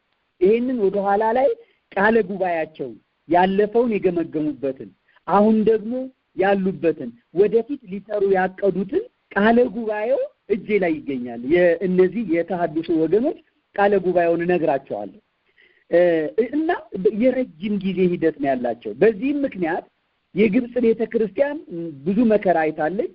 የህንድ ቤተክርስቲያን ሁልጊዜ እንደምንሰማው ከብዙ ክርክር በኋላ 15 ዓመት ከፈጀ ክርክር በኋላ ተሐድሶቹ አሸንፈው ወደ ፍርድ ቤት የወሰዱትን ኬዝ ገዳማቱን አብያተ ክርስቲያናቱን ለሁለት ተካፍለው ዛሬ የፕሮቴስታንታዊው ተሐድሶ ክፍል የህንድን ኦርቶዶክስ አንደኛውን ክንፍ ወስዶ የቀድሞዋ ደግሞ የህንድ ቤተክርስቲያን አንዱን ክንፍ ይዞ ይቀጥላል ማለት ነው። ሌላው አርመን ናት። የአርመን ኦርቶዶክስ 3 ቦታ እንደከፈሏት እንማማራለን። ልጆቿን ነው የሚከፍሉት። በልጆቿ ውስጥ ነው መከፋፈል የሚፈጥሩት። ስለዚህ 3 ቦታ የተከፋፈለችው የአርመን ቤተክርስቲያን በዚህ ብቻ እኮ አላበቃም። እነ ቱርክ ኦርቶዶክሳውያኑን እንዴት እንዳረዱ እንዴት እንደገደሉ የቅርብ ጊዜ ትውስታችን ነው። ከስንት ሚሊዮን በላይ ኦርቶዶክሳውያን በቱርኮች እንዴት እንደሞቱ እናውቃለን። አሁን እንኳን በቅርቡ ከኢትዮጵያ የተገነጠለችው ከእናት ቤተክርስቲያን የተገለጠለችው ኤርትራን ያየን እንደሆነ አሁን ያለችበትን ስቃይ የሚናገርላት ጠፍቶ ነው እንጂ መናፍቃኑ እያደረሱት ያለው ጠባሳ ቀላል አይደለም። የልጆቿም ተጋድሎ እንደዛው ቀላል አይደለም። እኛ እንዳንደርስላቸው እንኳን የተሰበረ ድልድይ ነው ያለውና መድረስ አንችልም። የውጭ አገልግሎት ላይ አንድ ላይ በማገልገል እምነቱን በማጥበቅ ላይ ይገኛሉ እንጂ ማለት ነው። ሶሪያ ስንመለከት ሶሪያ አሁን እየሆነች ያለችውን ማየቱ በቂ ነው። ከሶሪያ አንድም ፕሮቴስታንት ተገደለ፣ ካቶሊኮች ሞቱ የሚል ነገር አልሰማንም። እየፈረሱ እየተቃጠሉ እየነደዱ ያሉት ኦርቶዶክሳውያኑ ናቸው እየነደዱ ያሉት። ያውም የ40 የ80 ቀን ህፃናት ሳይቀሩ አራሶች ሳይቀሩ በእሳት ዘር ትውልድ እንዳይመጣ ጥንታውያን ገዳማት የብራና ጻይፍቶች የቅዱሳን አበው መቃብር በድማሚት እየፈነዳ ለምልክት እንዳይኖር እየተደረገ ያለው እንዲሁ ዝም ብሎ የሶሪያ መንግስት አሸባሪ ስለረዳ ምናምን ብለን የምናልፈው አይደለም። ነገሩን ሰፋ አድርገን ማየት ያስፈልገናል። እንግዲህ የቀረችው ማናት? አሁን የኢትዮጵያ ቤተክርስቲያን ናት። የኢትዮጵያ ቤተክርስቲያን ደግሞ በብዙ መልኩ ነው እሷ ደግሞ ጥርስ ውስጥ የምትገባው። ታሪኳ ሰፋ ያለ ስለሆነ ከዚያ ታሪክ በመነሳትም የነጮቹ ማኩረፍ አለ፣ የነጮቹ መዋረድ አለ። ስለዚህ ይቺን ለነጮቹ መዋረድ ደግሞ ዋነኛዋ ምክንያትና አስተባባሪዋ ለነጻነት ሰው እንዲነሳ ያደረገችው ታቦት ይዛ አድዋ የዘመተችው ይቺ ቤተክርስቲያን ናትና የሷ መከራ ደግሞ ይሰፋል። ፖለቲካዊ ሁኔታውን ስንመለከት የባህር በር በማጣት ከዚያም በተረፈ ደግሞ ብዙ አይነት ሚሽነሪዎችን በመላክ ምንም አይነት እነ ሊቢያን እነ ሱዳንን እነ ግብፅን የመሳሰሉትን እነ ቻድን የመሳሰሉ በእስልምና የተጠቁ ሰዎችን 90% ህዝባቸው ሙስሊም የሆነውን 99% ማለት ይቻላል የሆነውን ሀገራት አልፈው ትኩረታቸውን እዚህ ያደረጉበት አጀንዳው ሌላ ስለሆነ ነው። ስለዚህ እነዚህ ነገሮች አይተን ማየትና አገናዝበን ለመፍትሄው መሄድ ያስፈልገናል። ታሪኩን ብቻ ማውራት አይደለም። የኤርትራን ቤተክርስቲያን 50 ዓመት ፕሮጀክት ነው ያላቸው። የኢትዮጵያ ኦርቶዶክስ ተዋሕዶ ቤተክርስቲያን የቀደመ 700 ዓመትና ከዚህ በኋላ ደግሞ እጅግ በጠነከረ ሁኔታ እንዴት እንደሚለውጧት እቅዳቸውን አውጥተው ነው ያሉት። እኛ እየተጫጫውን ያለ ነው 2-3 ምንም እዚህ ግባ የማይባሉ ነገር ግን ሚዲያው ስራ ለሰራላቸው ሰዎች ላይ ነው የምንጫጫው። እነሱ በዚች ሻሞ ብለው በሷ ላይ እንድንጫጫ አድርገው እነሱ የተቆጣጠሩት ግን ሌላውን ቦታ ነው የተቆጣጠሩት። አሁን እኛ የምናወራው የምናከው ያልበላንን ቦታ ነው የምናከው። እነሱ እንደዚህ ነው አሁን በግምገማቸው መሰረት እየገመገሙ ያሉት ወደ ኋላ ሄደው የዛሬ 700 ዓመት 600 ዓመት አካባቢ ሆነው በተለይ ከ14ኛው መቶ ክፍለ ዘመን እስከ 15ኛው መቶ ክፍለ ዘመን የነበረውን የመጀመሪያው የተሐድሶ እንቅስቃሴ ያበበበት ነው ብለው ነው የሚያነሱት የሚጠቅሱት። ያ ደግሞ በዚህ በጉንዳጉንዲ አካባቢ የተነሱት የነ አባ እስጢፋኖስ መነሳት ለኢትዮጵያ ተሐድሳውያን የመጀመሪያ አብዮታችን ነበረ ብለው ነው የንቅናቄውን ብርቱ ጎን ብለው የሚያስቀምጡት አሉ። ጠንካራ ጎን ነበረ ብለው የሚያስቀምጡት አሉ። ከዛ በመነሳት ነው እቅድ እያወጡ ያሉት። እየሰማችሁኝ ነው። በልብ ብላችሁ ስሙኝ። መኪና ውስጥ ትሆናላችሁ፣ ባቡር ውስጥ ትሆናላችሁ፣ አልጋችሁ መኝታችሁ ላይ ትሆናላችሁ፣ የትም ትሆናላችሁ። በጥንቃቄ ስሙኝ። በውጭ ያላችሁ በተለይ ከ5 ከ6 ከ10 ዓመት በኋላ ያ የምትናፍቁት ጥምቀት ጥላችኋት የወጣችኋትን ቤተክርስቲያን መልሳችሁ ለማግኘታችሁ እርግጠኛ መሆናችሁን አላውቅም። እስከዚህ ድረስ ነው አጠንክሬ የምናገረው። እንግዲህ እነሱ እየሰሩ ያሉት ወደ ኋላም ነው ብያቸዋለሁ። በጀቱ ከባድ ነው። የንቅናቄውን የአባ እስጢፋኖስን ብርቱ ጎን ብለው የሚያስቀምጡት አለ። አባ እስጢፋኖስ በኋላ እንዳይከሰስ የሚያስተምረውን ትምህርት የእምነት መግለጫ አዘጋጅቶ ጳጳሱን ማስፈቀዱ እንግዲህ የእምነት መግለጫው ከቤተክርስቲያናችን መሰረታዊ አስተምሮ ጋር ተስማሚ ነበር ብለው ነው የሚያነሱት። ሁለተኛው ለራእዩ ግብ መምታት ወንዶችና ሴቶች መነኮሳትና መነኮሳያትን ማሰልጠኑ ልክ በኋላ ላይ መጣበታለሁ። የአባ እስጢፋኖስ አነሳስ ልክ ከአሪዮስ አነሳስ ጋር የተያያዘ ነው። አሪዮስን ከሌሎቹ መናፍቃን የሚለየው እሱ ፕላንድድ ሄረሲ የተዘጋጀ መናፍቅ ነው። በኋላ ላይ አባቶች እንዲህ ብለው ቢጠይቁኝ እንዲህ ብዬ መልሳለሁ ብሎ መልሱንም አስቀድሞ ለመልሱ ክህደት ያዘጋጀ ማለት ነው። ድንገት ደርሶ የተሳሳተ መናፍቅ አይደለም። አሪዮስ በኋላ ሊመጣበት ያለውን ጥያቄ በሙሉ አስቀድሞ የተዘጋጀበት ነበር ማለት ነው። አባ እስጢፋኖስም ይሄ እስጢፋኖስ የምንለው መነኩሴን ያደረገው ምንድነው? በኋላ ብጠየቅ ብሎ እንደሚጠየቅ አውቆ አዘጋጅቷል ማለት ነው። መነኮሳትን አሰልጥኗል፣ ገዳማውያንን ማለት ነው።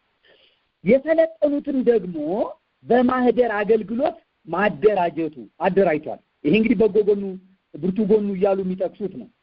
ከዛ ደግሞ ማህበሮችን በገዳም በህብረት ማዋሃዱ ተመልከቱ። መለመለ፣ አሰለጠነ፣ በማህደር አደረገ። ከዚያ ማህበሮቹን ደግሞ በገዳም ህብረት አዋሃዳቸው ማለት ነው።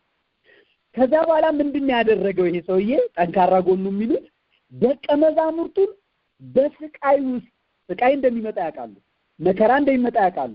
ነጥረው እንዲያልፉ በሚችሉበት የጥንካሬ ደረጃ ማሳደጉ ብለው ያስቀምጡታል፣ ጠንካራ ጎን ብለው። ከዚያ ደግሞ በጠላቶች እንኳን ይላሉ። ጠላት እንግዲህ የኢትዮጵያ ኦርቶዶክስ ተዋሕዶ ቤተክርስቲያን ሊቃውንት ናቸው። እንደተጻፈው ታሪክ በዚህ ሁሉ ስቃይ መካከል ከአባ እስጢፋኖስ ተከታዮች አንድስ እንኳን አለማፈግፈጉ መጀመሪያ ምን አድርጓቸዋል? ይሄ ይመጣባቸዋል፣ ይሄ ይደረግባቸዋል፣ ስለዚህ እንዳታፈገፍጉ ብሎ አስቀድሞ የቤት ስራ መስራቱን ከዚያ ለተከታዮቹ ምሳሌ ይሆን ዘንድ ራሱ እስጢፋኖስ በቅድሚያ በሰማዕትነት መሞቱ በጎ ጎኑ ነው። ስለዚህ ይህ በመሆኑ የእስጢፋኖስ የተሐድሶ ድርጅት በመቶ ዓመታት ውስጥ ሊጠፋ አልቻለም። ከ1400 እስከ 1500 ድረስ ሊጠፋ አልቻለም። ይሄ ጠንካራ ጎኑ ነው፣ ከዚህ የምንማረው አለ ብለው ነው የተነሱት። የዚህን የደቂቀ እስጢፋኖስን ደግሞ ደካማ ጎን ብለው ደግሞ ያስቀመጡታል። ንቅናቄው ጥበባዊ አመራር ይጎድለው ነበር። እና ከዚህ ስህተት መማር አለብን ብለው ነው የተነሱት። ያለ ታቦት መቀደሱ እስጢፋኖስ ያለ ታቦት መቀደሱ ትክክል አልነበረም። ንጉሱ ደግሞ እስራኤላዊ አይደለም ብሎ ማለቱ ትክክል አልነበረም። በንጉሱ ሲጠራ ወደ ንጉሱ ለመሄድ አለመፍቀዱ ትክክል አልነበረም፣ መሄድ ነበረበት። ታቦተ ጽዮን አለች ሲባል የለችም ብሎ መቃወሙ ያውም ትግራይ ምድር ውስጥ ሆኖ ይሄ ትክክል አይደለም። የመነኮሳትን በአስተዳደር ስርዓት ተሳትፎ መቃወሙ ይሄም ለውድቀቱ ትክክል አልነበረም። ስለዚህ ይሄን ጨምቀን የላይኛውን ስህተቱን ይዘን ወደፊት መሄድ አለ።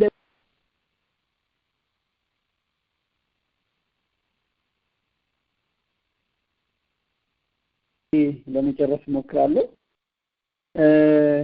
እንግዲህ ምንድነው እንደቀላል እንዳናየው ነው። አሁን ደግሞ ሁለተኛ የገመገሙት ምንድነው እነዚህ ተሐድሶቹ የተዳፈነ የተሐድሶ ዘመን የሚሉት አላቸው እነሱ።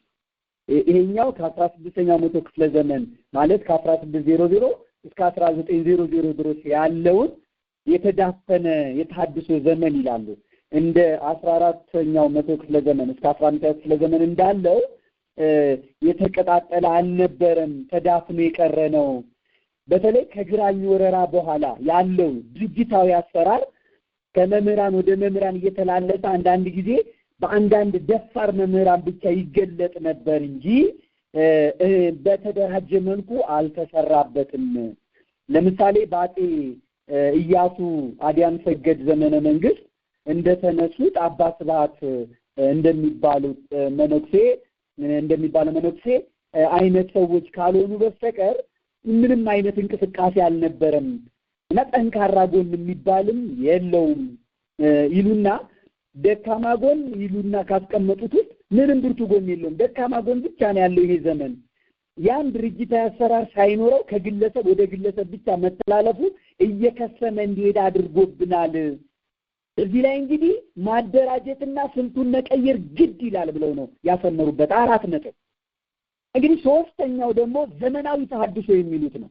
ይሄ ዘመናዊ ተሐድሶ ደግሞ ከ1900 እስከ 1950 ዓመተ ምህረት እንደ ኢትዮጵያን አቆጣጠር ያለውን ዘመን ነው። በዚህ ዘመን ከአፄ ምኒልክ ዘመነ መንግስት ጀምሮ ማለት ነው ለተሐድሶ እንቅስቃሴ ምቹ ሁኔታና ለማፈር ተፈጥሯል ይሉና ይዘረዝሯቸዋል። እነዚህ ለማፈሮች የጀርመን ሚስዮን መግባት፣ የስዊድን ሚስዮን መግባት፣ የአሜሪካ ፕሬስቢቴሪያን ሚስዮን መግባት፣ የሱዳን ኢንቴሪዮር ሚስዮን መግባት፣ አድቬንቲስት ሚስዮን መግባት፣ ሰራዊተ ክርስቶስ የሚባለው የእንግሊዝ ሚስዮን ወደ ኢትዮጵያ ገብተው ወንጌልን መስበካቸው አሁን ያሉትን የወንጌላውያን አብያተ ክርስቲያናት እንዲመሰረቱ ረዱ። ስለዚህ ይሄ ዘመናዊ የተሐድሶ ዘመን የምንለው ነው ብለው ነው የሚያስቀምጡት። ከነዚህ ከላይ ከጠቀስናቸው የጀርመን፣ የስዊድን፣ የአሜሪካ፣ የሱዳን እና አድቬንቲስት ሚስዮን በተለየ መልኩ ግን ሰራዊተ ክርስቶስ ብቻ ነው ከኢትዮጵያ ኦርቶዶክስ ተዋሕዶ ቤተክርስቲያን ጋር ለመስራት የወሰነው። ሌሎቹ ግን ያለባቸውን ጣጣ በደካማ ጎኑ ውስጥ ያስቀምጡታል። ይሄ ዘመን ብርቱ ጎኑ ይላሉ በህዝብ መነጋገሪያ ቋንቋዎች፣ በኦሮምኛ፣ በአማርኛ በመሳሰሉት ቋንቋዎች መጽሐፍ ቅዱስ ተተርጉሞ መሰራጨቱ በጎ ጎኑ ነው ይላሉ። አብዛኞቹ ሚስዮኖች ከመጽሐፍ ቅዱስ ጎን ለጎን ዘመናዊ ትምህርት ማስተማራቸው፣ እንደገናም ደግሞ ክሊኒኮችና ሆስፒታሎችን ማቋቋማቸው መጽሐፍ ቅዱስን በይበልጥ አስምረውበታል። ለምዕራቡና ለደቡቡ ህዝብ ማስተማራቸው ብለው ይጠቅሱታል ማለት ነው። እንግዲህ አሁን በደቡብና በምዕራቡ የኢትዮጵያ ክፍል ላይ እነዚህ ሰዎች እንዲገቡ ተደርገው ቦታ መሰጠቱ ዛሬ በዛ አካባቢ ያለው ህዝብ የኢትዮጵያ ኦርቶዶክስ ተዋሕዶ ቤተክርስቲያንን እንደ ጠላት እንዲያይ፣ እንደ ባዕድ እንዲያይ፣ እንደ መጤ እንዲያይ ከባድ ስራ ተሰርቶ ዛሬ የምናየው ነገር ተከስቷል ማለት ነው። አብያተ ክርስቲያናቱ ተዘግተው የጥምቀት የመስቀል ቦታዎች እስኪያጡ ድረስ ቤተክርስቲያኒቷ በገዛ ይዞታዋ ላይ ማመልከቻ ይዛ ወዴት እንደምትሄድ ግራ እስኪገባት ቅዱስ ሲኖዶሱ ሊቃነ ጳጳሳቱ ከየሀገረ ስብከቱ መጥተው ምን እንደምናረግ ግራ ገባን ብለው እስኪያዝኑ እስኪያለቅሱ ድረስ ከባድ ተጽዕኖ የተፈጠረው ይሄ ዘመናዊው የተሐድሶ ዘመን የሚሉት የፈጠረላቸው ናቸው ማለት ነው። ግን ይሄንንም ቢሆን እነሱ ተችተውታል። እኛንን ትችትም አንፈልገው። እኛንን በአቦ በሌለ ነገር ላይ ቁጭ ብለን የተስፋ እንጀራ የተስፋ ዳቦ የምንገምጠው እንጂ እነሱ ይሄንንም መልካም አጋጣሚ ደካማ ጎን ነበረው ብለው ገምግመው አሳልፈውታል። ደካማ ጎን ያሉት ምኑን ነው? ብሔራዊት ቤተክርስቲያን እያለች መጀመሪያ የጸሎት ቤቶችን በኋላም አብያተ ክርስቲያናት መቋቋማቸው ትክክል አልነበረም፣ መውጣት አልነበረብንም ነው ወቁ። እንደገና ደግሞ የሥርዓተ አምልኮን በሙሉ መለወጡ ትክክል አልነበረም። የሥርዓተ አምልኮ ጊዜው ራሱ በጧት ኪዳን የነበረው በቀን ቅዳሴ የነበረው ባልተለመደ መልኩ የማታ አምልኮ ብሎ መምጣቱ ራሱ ትክክል አልነበረም። እንደገና ደግሞ የያሬድን ዜማ ትተን የውጭ ሀገር መዝሙሮች በአማርኛ ተተርጉሞ በውጭ የዜማ ቅላጤ መዘመሩ ራሱ ትክክል አልነበረም። ወንዶችና ሴቶች በአምልኮ ጊዜ ተደባልቀው መቀመጣቸው ትክክል አልነበረም። ባህላዊው ልብሰ ተክህኖ መቅረቱና በሱፍና በኮት መስበካችን ትክክል አልነበረም። ባህላዊ የዜማ መሳሪያዎች መሰንቆ፣ በገና፣ ክራር፣ ከበሮ፣ ጸናጽል፣ መቋሚያ መነወራቸው፣ መገለላቸው አላስፈላጊ ናቸው መባሉ ትክክል አልነበረም። በአምልኮ ጊዜ ማደግደጉ መቅረቱ ትክክል አልነበረም። የአንገት ማተብ ወይም ክር መቅረቱ ይሄ ማህተባቸውን በጠሱ ካዱ ተብሎ ለባህላዊው አማኝ በር ስለከፈተ ማህተብ መበጠሳችን ትክክል አልነበረም። ጾም መጾማችን መሰረዙ የነብል ሃይማኖት የሚባል ቅጽል ስም ስለተሰጠ ትክክል አልነበረም። ክርስትናው በኢትዮጵያዊ ባህል ሊሰበክ የማይችል ሆኖ ተገምቷል። በዚህ ምክንያት እንቅስቃሴው የሃይማኖትና የባህል ለውጥ ሆነ ተብሎ እንደ ወራሪ እንድንታይ ስላደረገን ደካማ ጎን ነበረው ብለው ይህንን ግጥም አድርገው ተችተውታል እና ገምግመውታል ማለት ነው። ስለዚህ የሰለጠነው ወገን እንቅስቃሴውን ምን አደረገው አሉ? የባህል ወረራ ነው ብሎ ተሐድሶ እንዲከሽ ምክንያት ሆኗል። ይህ ሚስዮናውያን ወደ ኢትዮጵያ ሲላኩ የባህር ማዶ አብያተ ክርስቲያናትን ተቀጥላ የሚሆኑ ብዙ አብያተ ክርስቲያናትን አቋቁመው ማምለክ ቀጠሉ። እርስ በርስ በስርዓት አምልኮና በዶክትሪን የሚናቀሩ ሆኑ። በዚህ ጊዜ ነው እንግዲህ ከዚህ በኋላ የተነሱት ሊቃውንት ቤተክርስቲያን እነ ሊቀ ብርሃናት አድማሱ ጀንበሬ፣ እነ ሊቀ ሊቃውንት አለቃ እያሌው ታምሩ፣ መች ተለመደና ከተኩላ ዝምድና የመሳሰሉትን ለነ ዶክተር አባ አየለ የሚባሉት ለካቶሊካዊው ሰው የሰጡት መልስ የወጡት ብዙ ለተጻፉ ጽሁፎች መልስ የሚሆኑ ጽሁፎች የተጻፉት በዚህ ጊዜ ነበር። እንግዲህ ምክንያቱም እንቅስቃሴያቸው ስለከሸፈ እነሱ አሁን ይሄኛውን ከ1950 እስከ 1990 ያለውን ደግሞ ያለውን የአሁኑ ተሐድሶ የዘመኑ ተሐድሶ ብለው ይገልጹታል። ከ1990 በኋላ ያለውን ደግሞ ነግራቸዋለሁ። ቤተክርስቲያናችን ከወራሪዎች መታደግ አለብን በሚል በመንፈስ ቅዱስ በቤተክርስቲያን ጥላ ስር ብዙ ማህበራት ተቋቋሙ። ወራሪዎች የተባልነው እኛ ነን። እኛን ከመከላከል በተጨማሪ ቤተክርስቲያንን በአስተዳደርና በትምህርት አሰጣጥ ዘመናዊ እንድትሆን ዓላማም ነበራቸው። እነዚህ ማህበራት ሃይማኖተ አበው የኢትዮጵያ ተማሪዎች ማህበር፣ የተምሮ ማስተማር ማህበር፣ የቅድስት ሥላሴ ሐዋርያት ድርጅት፣ ልዩ የሰራተኛ ማህበራት፣ ልዩ የጽዋ ማህበራት፣ በየአጥቢያው በየሰበካው የሰንበት ትምህርት ተማሪዎች ማህበር መመስረታቸው ከ1950 በኋላ ጥሩ እንቅስቃሴ ጥሩ እድልም አጋጣሚዎች ነበሩን። ብርቱ ጎናቸው ይላሉ የእነዚህ ማህበራት መቋቋም እንደ አባ እስጢፋኖስ እንደ 14ኛው መቶ ክፍለ ዘመኑ መነኩሴ በቤተ ክርስቲያን ጥላ ስር መቋቋማቸው በጣም ጥሩ ነበረ። ይህ ቤተ ክርስቲያን ውስጥ መሆናቸው ሲኖዶሱ የሚያውቃቸው መሆኑ ጥሩ ነበረ። እንደገና ደግሞ ያንን የፈረንጁን ዜማ ትተው ዘመናዊውን ዜማ ትተው በያሬድ ዜማ መገልገላቸው ጥሩ ነበረ። የቤተ ክርስቲያናችንን የመሰረተ እምነትን አስተምሮ ከመጽሐፍ ቅዱስ አንጻር መመርመራቸው ጥሩ ነበረ። አንዳንዶች እዚያው ባሉበት በእግዚአብሔር ቃል መታደሳቸው ይላል። እዚህ ጋር አስምሩልኝ። እንዲህ ሆነው በቤተ ክርስቲያኑ ውስጥ ሆነው በእግዚአብሔር ቃል ታድሰው መናፍቅ መሆናቸው ራሱ በጣም ጥሩ ነበረ። ግን ደግሞ ይላሉ ደካማ ጎን ነበራቸው። ደካማ ጎናቸውን ይላሉ። የታደሱት ሰዎች በቤተ ክርስቲያን ውስጥ ሆነው ጌታን የተቀበሉት ሰዎች በድብቅ ከፕሮቴስታንት መምህራንና ሰባኪያን ጋር መገናኘታቸው እሱ ለመመታታችን ምክንያት ነበር። እንደ ፕሮቴስታንት ሰባኪያን ለመስበክ መሞከራቸው ሌላው ችግራችን ነበር፣ ደካማ ጎናችን።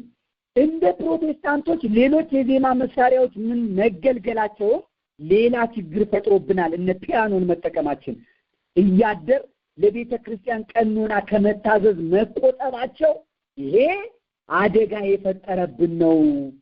ለአባቶች መታዘዝ ቀረ፣ ጾም ተሻረ ተባለ፣ ማተብ ተበጠሰ ተባለ፣ ቤተ ክርስቲያንን ድንጋይ፣ መስቀልን እንጨት፣ ጸበልን ውሃ፣ መጽሐፍ መሳለም ቀረ፣ ቅዳሴ ጠበል ማደልም መጠጣትም ቀረ፣ የአማላጆች ትምህርት ተነቀፈ፣ አዋልድ መጻሕፍት በግልጽ ተወገዙ፣ ክርስቶስ አማላጅ ነው ተባለ፣ ዝክር፣ ተዝካር፣ ፍትሐት አያጸድቅም ተባለ። በጠቅላላ ጠረናቸው ሁሉ እየተለወጠ መጣ ተብለን ተጠረጠርን።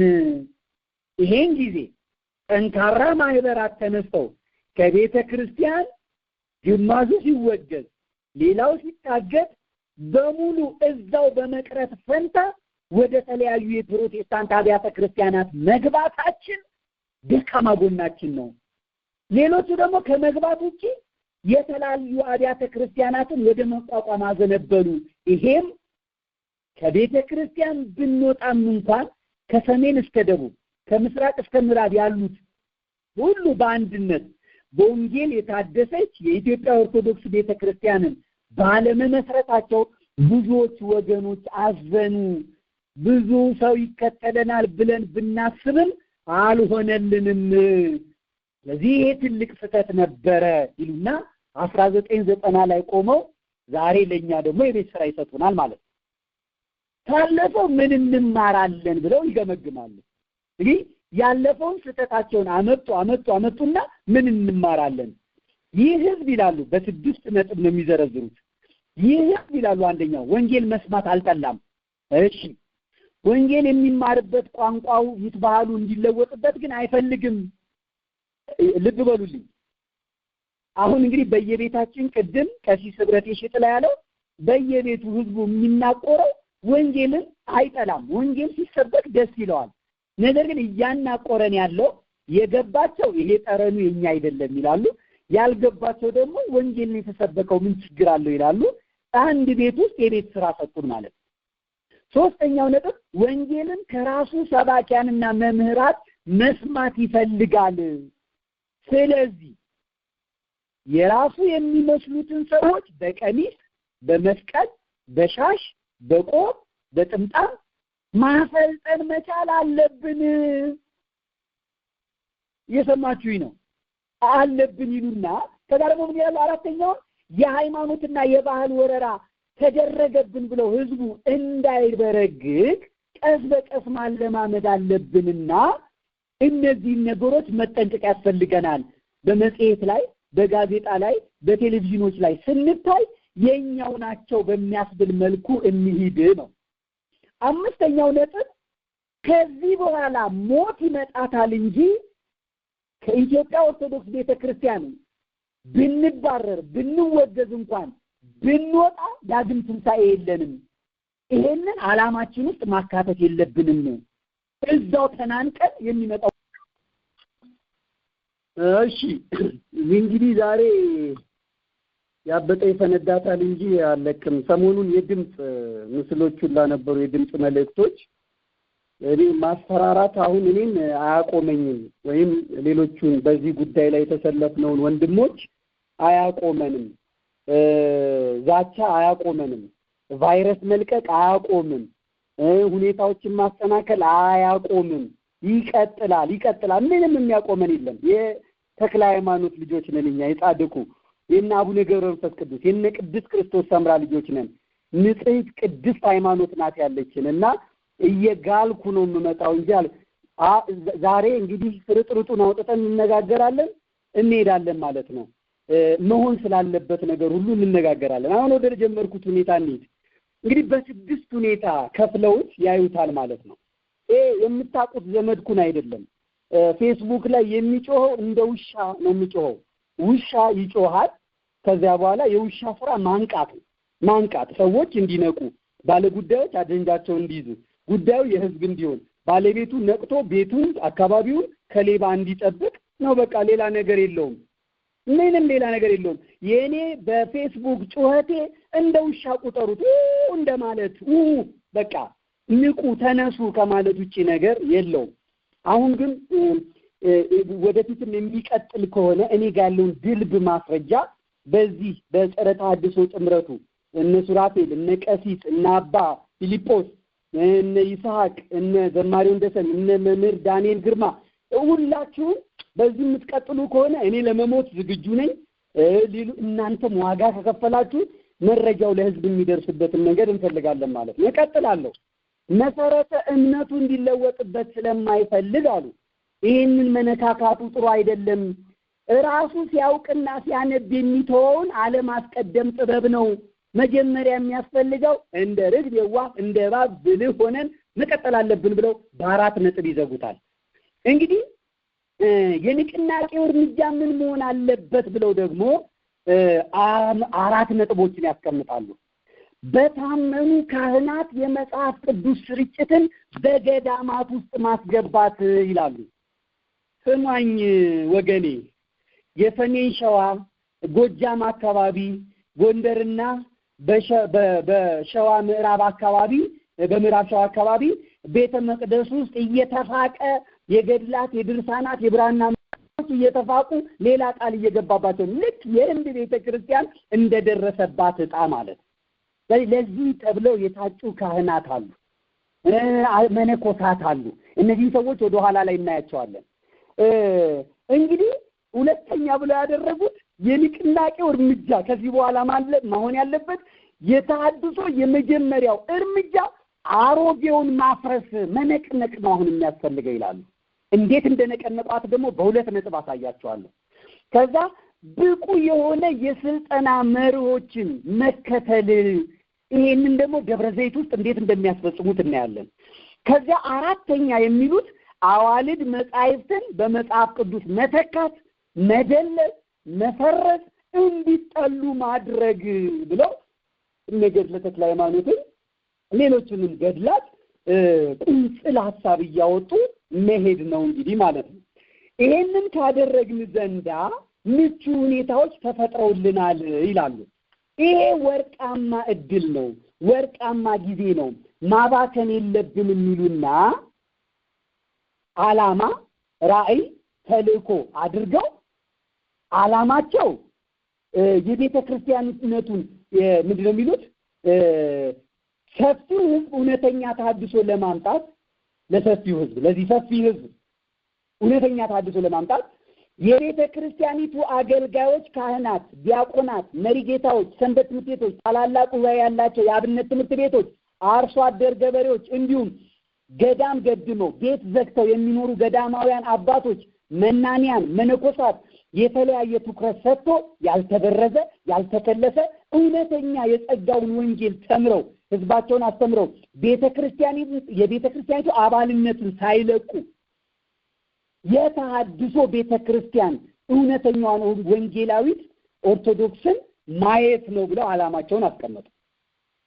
ራዕይ ብለው ደግሞ የኢትዮጵያ ኦርቶዶክስ ተዋሕዶ ቤተክርስቲያን ወደ ቀድሞ ወደ አዲስ ኪዳን አገልግሎት እንድትመጣ ማድረግ ወይም እንድትመለስ የቀደመውን የጸጋ ወንጌል እንድትሰብክና የቀድሞውን የሞተ ተሐድሶ ነፍስ እንድትዘራበት ወቅቱ አሁን ነው። ራዕያችን ያቺ ኦርቶዶክሳዊት ቤተክርስቲያን ማፍራት ነው ወይም ማየት ብለዋል። ተልእኮውን ደግሞ ስትራቴጂ አውጥተው አስፈጻሚ አካላት ብለው መድበዋል። የኢትዮጵያ ኦርቶዶክስ ቤተክርስቲያንን ወደ ቀደመው ወደ አዲስ ኪዳን አገልግሎት መመለስና የአዲስ ኪዳን አስታራቂ የሆነውን ኢየሱስ ክርስቶስን እንድትሰብክ ማድረግ፣ ለዚህም በዝማሬዎቹ መሃል ሰዎች እንዲለማመዱት፣ በስብከቶች መሃል ሰዎች እንዲለማመዱት አለ። ቀድሞ ስለነጠቀኝ ቀሲስ ህብረቴ ሽጥላ እግዚአብሔር ያክብርልኝ ይሄንን ያደረጉት ተመልከቱ። አንዲት ዘማሪት አሁን ያደረገችውን መካከለኛ ይብላ ዘመረች። በቃ ሰው እየዘመረው ነው። አስታራቂ ያለች በቃ ሰው እየዘመረው ነው። ማለማመድ አለብን አሉ። ለዚህ ነው እንግዲህ አሁን ጌታ ይባርክህ አይነተኛ የኦርቶዶክሳውያን የፌስቡክ ቡራክ የሆኑ የቀረው ሴቱ ሁሉ የሚባርከው ማለት ነው። ጌታ ይባርክ ይላል። አለማመዱታ። ስለዚህ ልዩነቱ ጠፋ። ፕሮቴስታንቱም ጋር ሲሄድ ጌታ ይባርክ ይላል፣ ኦርቶዶክሳውያንም ጋር ሲሄድ ጌታ ይባርክ ይላል። ከዛ ወደ ምን አንድ ነን ወደሚለው ነገር ይመጣል ማለት ነው። ሁለተኛው ተልእኳችን አሉ ሰንበት ተማሪዎችን ማቋቋም፣ በሳምንት አንድ ቀን እየሰበሰቡ ስልጠና መስጠት፣ እንዲሁም መንፈሳዊ ጉዞ በማድረግ ምዕመናንን ያሳተፈ ስልጠና መስጠት ይልና በውስጡ ይላል በውስጡ የቀደመውን ሰንበት ትምህርት ቤት ማፍረስ፣ ጠንካራና የቆዩትን ማግለል፣ አዳዲስ የሚበቅሉትን መሰራት ያለበት ህፃናት ላይ ስለሆነ በህፃናት ላይ መስራት ይሉና ይህንን ቤተክርስቲያን ውስጥ ማድረግ እንደሚፈልጉ ሁላ በዝርዝር ያስቀምጡታል ማለት። እየተደረገውም ያለው ይሄንን ነው። አሁን በአዲስ አበባ ሀገረ ስብከት ውስጥ እድሜው 30 ዓመት ያለፈው ነው 20 ዓመት ያለፈው የሰንበት ትምህርት ቤት አያስፈልግም፣ ስለዚህ መወጣት አለበት፣ ሰንበት ተማሪ ማለት ህፃናት ናቸው እንጂ ብሎ ለምን እየተመቻቹ እንደሆነ እኮ በቅዱስ ዮሴፍ ቤተክርስቲያን ትንሽ ስራ የሚሰሩት ከዚያም በኋላ ደግሞ ኦርቶዶክሳዊ ጠባይ የሚታይባቸው በማግለል አዲስ ከየት እንደመጡ የማይታወቁ ሰንበት ትምህርት ቤቶችን መልምለው ኮርስ መስጠት ተጀምሯል። ያውን በእናሰግድ ማለት ነው። እንግዲህ እንቀጥላለን። ሶስተኛ ብሎ ያነሱትን እንመልከት። ታላላቅ ጉባኤዎችን፣ የአብነት ትምህርት ቤቶችን በወንጌል በማድረስ በማንኛውም ነገር ከጎናቸው በመሆን ማለትም አልባሳትን፣ መጻሕፍትን በመስጠት 1 ሳምንትም 2 ሳምንትም አብሮ በመቆየት የደህንነት ትምህርት በመስጠት ደቀ መዝሙር በማድረግ አንዱን ባንዱ መድረስ ይቻላል ብለው ይንሰርተዋል። ለዚህ ሚሽን አሁን አሰግድ ጎንደር ላይ ሄዶ የሰራው ነገር አይነተኛ ምሳሌ ነው። ተመልከቱት። ከቴሌቪዥን ሲኖዶሱ አውርዶታል፣ ከምኑ አውርዶታል። ወደ ኋላ ላይ መጣለው ጎንደር አሁን ለምን እንደተመረጠች ለምን እንደታጨች። ከዚያ በኋላ ቀጥታ ከአብነት ትምህርት ቤቶች ችግር ጋር በማያያዝ የአብነት ተማሪዎችን በችግራቸው በመግባት ለዚህ ሚሽን ደግሞ እዛው በማስቀመጥ ስራ ወደ መስራት እነዚህ ልጆች የሚርባችሁ የሚጠማችሁ ምን ለመሆን ነው? ሌላው እንደዚህ የሆነ እናንተ እዚህ የምትደክሙት ምን ለመሆን ነው ብሎ ምንጩን ማድረግ የአብነት ትምህርት ቤቶች ላይ በትኩረት ይሰራ። ተተኪዎች የሚወጡት ከዛ ነው። ቤተክርስቲያኒቷ ምንጯ ያልደረቀው ከዚያ ስለሆነ በዚህ ጉዳይ ላይ እረፍት ሊኖረን አይገባም ብለው በአራት ነጥቡ ደምድመውታል። ከዚያስ መናኝ መነኮሳትንም እንዲሁ በሚያስፈልጋቸው ሁሉ ከጎናቸው በመቆም ጥራጥሬና በሱ አልባሳትንም ጭምር በመስጠት ጥንቃቄ በተሞላበት መንገድ ተደራሽነታቸውን ማስፋት ይልና ሁለት ልዩነቶችን በመነኮሳት መካከል መፍጠር ያስፈልጋል። አንደኛው ፊታቸው ያማረ መስታወት የመሰለ ዘመናዊ V8 መኪናም ላንድ ክሩዘርም የሚነዱ በከተማ ውስጥ የፈለጉት ቦታ ሆቴል የሚጠቀሙ መነኮሳት ሆነው ካቴና ወርቅ ባንገታቸው በእጃቸው ላይ የእጅ መስቀላቸው ከፓትርያርኩ የበለጠ ሽቷቸው ጠረኑ ያወደ ሆኖ ይሄን መነኩሴ አንተም መነኩሴ እዚያ ቆሎ እየበላ የምትደርቀው ለምንድን ነው ብሎ እውነት ነው በሚል መነኮሳት በአታቸውን እንዲለቁ በሰፊው መሰራት አለበት ብሏል። እንግዲህ ረጅም ነው። እንዴት እንደማደርገው እንዴት ላሳጥረው እንደምችል አላውቅም። የሰራነውን ውስጥ ገብተን የሰራነውንም እንነጋገራለን። እንግዲህ አሁን እየተሰራ ያለውን ስራ ለዚህ ምንድነው የሚያስፈልጉን እነማንን ነው የምናደርገው አሉ። ለዚህ ተልእኮ ሰራተኞችን ማለትም መነኮሳትን፣ ካህናትን እና መሪጌታዎችና ዲያቆናትን በየገዳማቱ በየአድባራቱ እያደራጀን እንገኛለን። ስለዚህ ይሄ ድርጅቱ ሲያልቅ በተጠና መልኩ የሚሄድ ከሆነ ውጤታማ እንሆናለን ብለው ያስቀምጣሉ። ለዚህ ደግሞ ምርጥ ጊዜ ያሉትና ወርቃማ ጊዜ ያሉት የሲኖዶሱን ለሁለት መከፈል የአሜሪካና የኢትዮጵያ መባሉ ሰብሳቢ የሌለው ተቆጣጣሪ የሌለው እንደ አንድ ቃል ተናጋሪ እንደ አንድ ልብ መካሪ ስላልሆኑ አሁን እንቅስቃሴያችንን በስፋት ለማድረግ እንችላለን አሉ። ተመልከቱ፣ ከዚህ የሚወጡ ከኢትዮጵያ የሚወጡ ማናቸውም በምንፍቅና የሚጠሩ ሰዎች ቀጥታ የሚገቡት የአሜሪካው ሲኖዶስ። በጣም አዝናለሁ። የፈለጋችሁትን በሉኝ፣ እንደፈለጋችሁን አታስተዳድሩኝም። እነግራችኋለሁ። የአሜሪካው ቅዱስ ሲኖዶስ የሚባለው እዛ ውስጥ ያሉትን ቅዱሳን አባቶች በጣም የሚቀርባቸውም አሉ፣ በጣም የማናግራቸውም አሉ። ስህተት ግን ተሰርቷል። ቤተክርስቲያኒቷን ለማፍረስ ዲጂኖ ካቀበሉ ሰዎች መካከል እዛ ውስጥ ያሉት ናቸው። አዎ እዛ ውስጥ ያሉት ናቸው። ከዚህ የኮበለለ ሁሉ የሚሄድበት ምክንያቱም አዲሱ ሲኖዶስ ልክ እንደ አዲስ መንግስት ነው የሚቆጠረው። ደቡብ አፍሪካ ያለው ተናግሬዋለሁ። አዲሱ መንግስት ምንድነው ስራው? አዲስ መንግስት የነበረውን መንግስት ሲገለብጥ ገበሬውን ይዛል፣ ወዛደሩን ይዛል።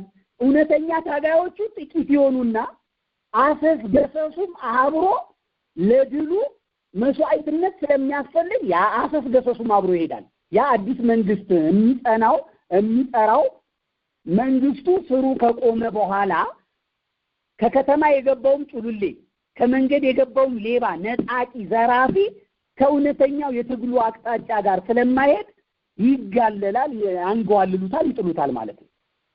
ይሄ አዲሱ የአሜሪካው ሲኖዶስ አሁንም በድፍረት እናገራለሁ ልክ እንደ ደራሽ ጎርፍ ማለት ነው። ደራሽ ጎርፍ ጉልበቱን ሰብስቦ ሲመጣ ምንም አይመርጥም። ግንዱን፣ ፌስታሉን፣ ቆሻሻውን ሁሉ ነው አጥለቅልቆ ይዞ የሚመጣው። ደራሽ ውሃ ሲረጋጋ ነው የሚያጠራው። ሲረጋጋ ይጠራል፣ መልኩ ይቀየራል። ጭቃ የነበረው ግንዱም ወደ ጥግ፣ ቆሻሻውም ወደ ጥግ ይሄዳል። አሁን የመናፍቃኑ መከማቻ ጎሬ የሆነው እዛ ነው። አዎ ድፍረት እየመጣ ያለ ባህሏ ለ2000 ዘመን ይዛ የቆየችው የአምልኮ ስርዓቷን እየቀየሩ ያሉት እዛ ያሉት መነኮሳት፣ ሰባኪያን፣ በዚያ ሲኖዶስ ጥላ ስር ያሉ ሰዎች አይደሉም። ጳጳሳት ሆኖ ፒያኖ እየመቱ ይሄ ዝም ብሎ ነው የሚሉ እነሱ አይደሉም። የተሐድሶ እንቅስቃሴን የፕሮቴስታንታዊ ተሐድሶ እንቅስቃሴ ሲነሳ ቅንዓት ነው እንደሚያደርጋቸው እከሌ ማህበር ነው እንደዚህ የሚያደርገው እያሉ ነገሩን ወደ ሌላ አቅጣጫ የሚጠመዙት እዛ ውስጥ አሉ አይደሉም። እኩል ሰዎች ነን። እግዚአብሔር ግን ፍርዱን ይሰጣል። ጠብቁ። እንግዲህ አባቴ ላርግ እንግዲህ ብዙ ነገር ነው ያለኝ፣ እንዴት እንደማደርገው አላውቅም። ወይ እንግዲህ ፓርት 2 አድርገን እንቀጥለው ይሆናል። ሰፊ ነው ያለኝ አጀንዳ፣ መነጋገር ያለብን እሱ ነው። ቶሎ ለማድረግ ሞክራለሁ። እንግዲህ ዘመድኩን ሲባል መድረክ መሪ የሚያደርጉ አሉ።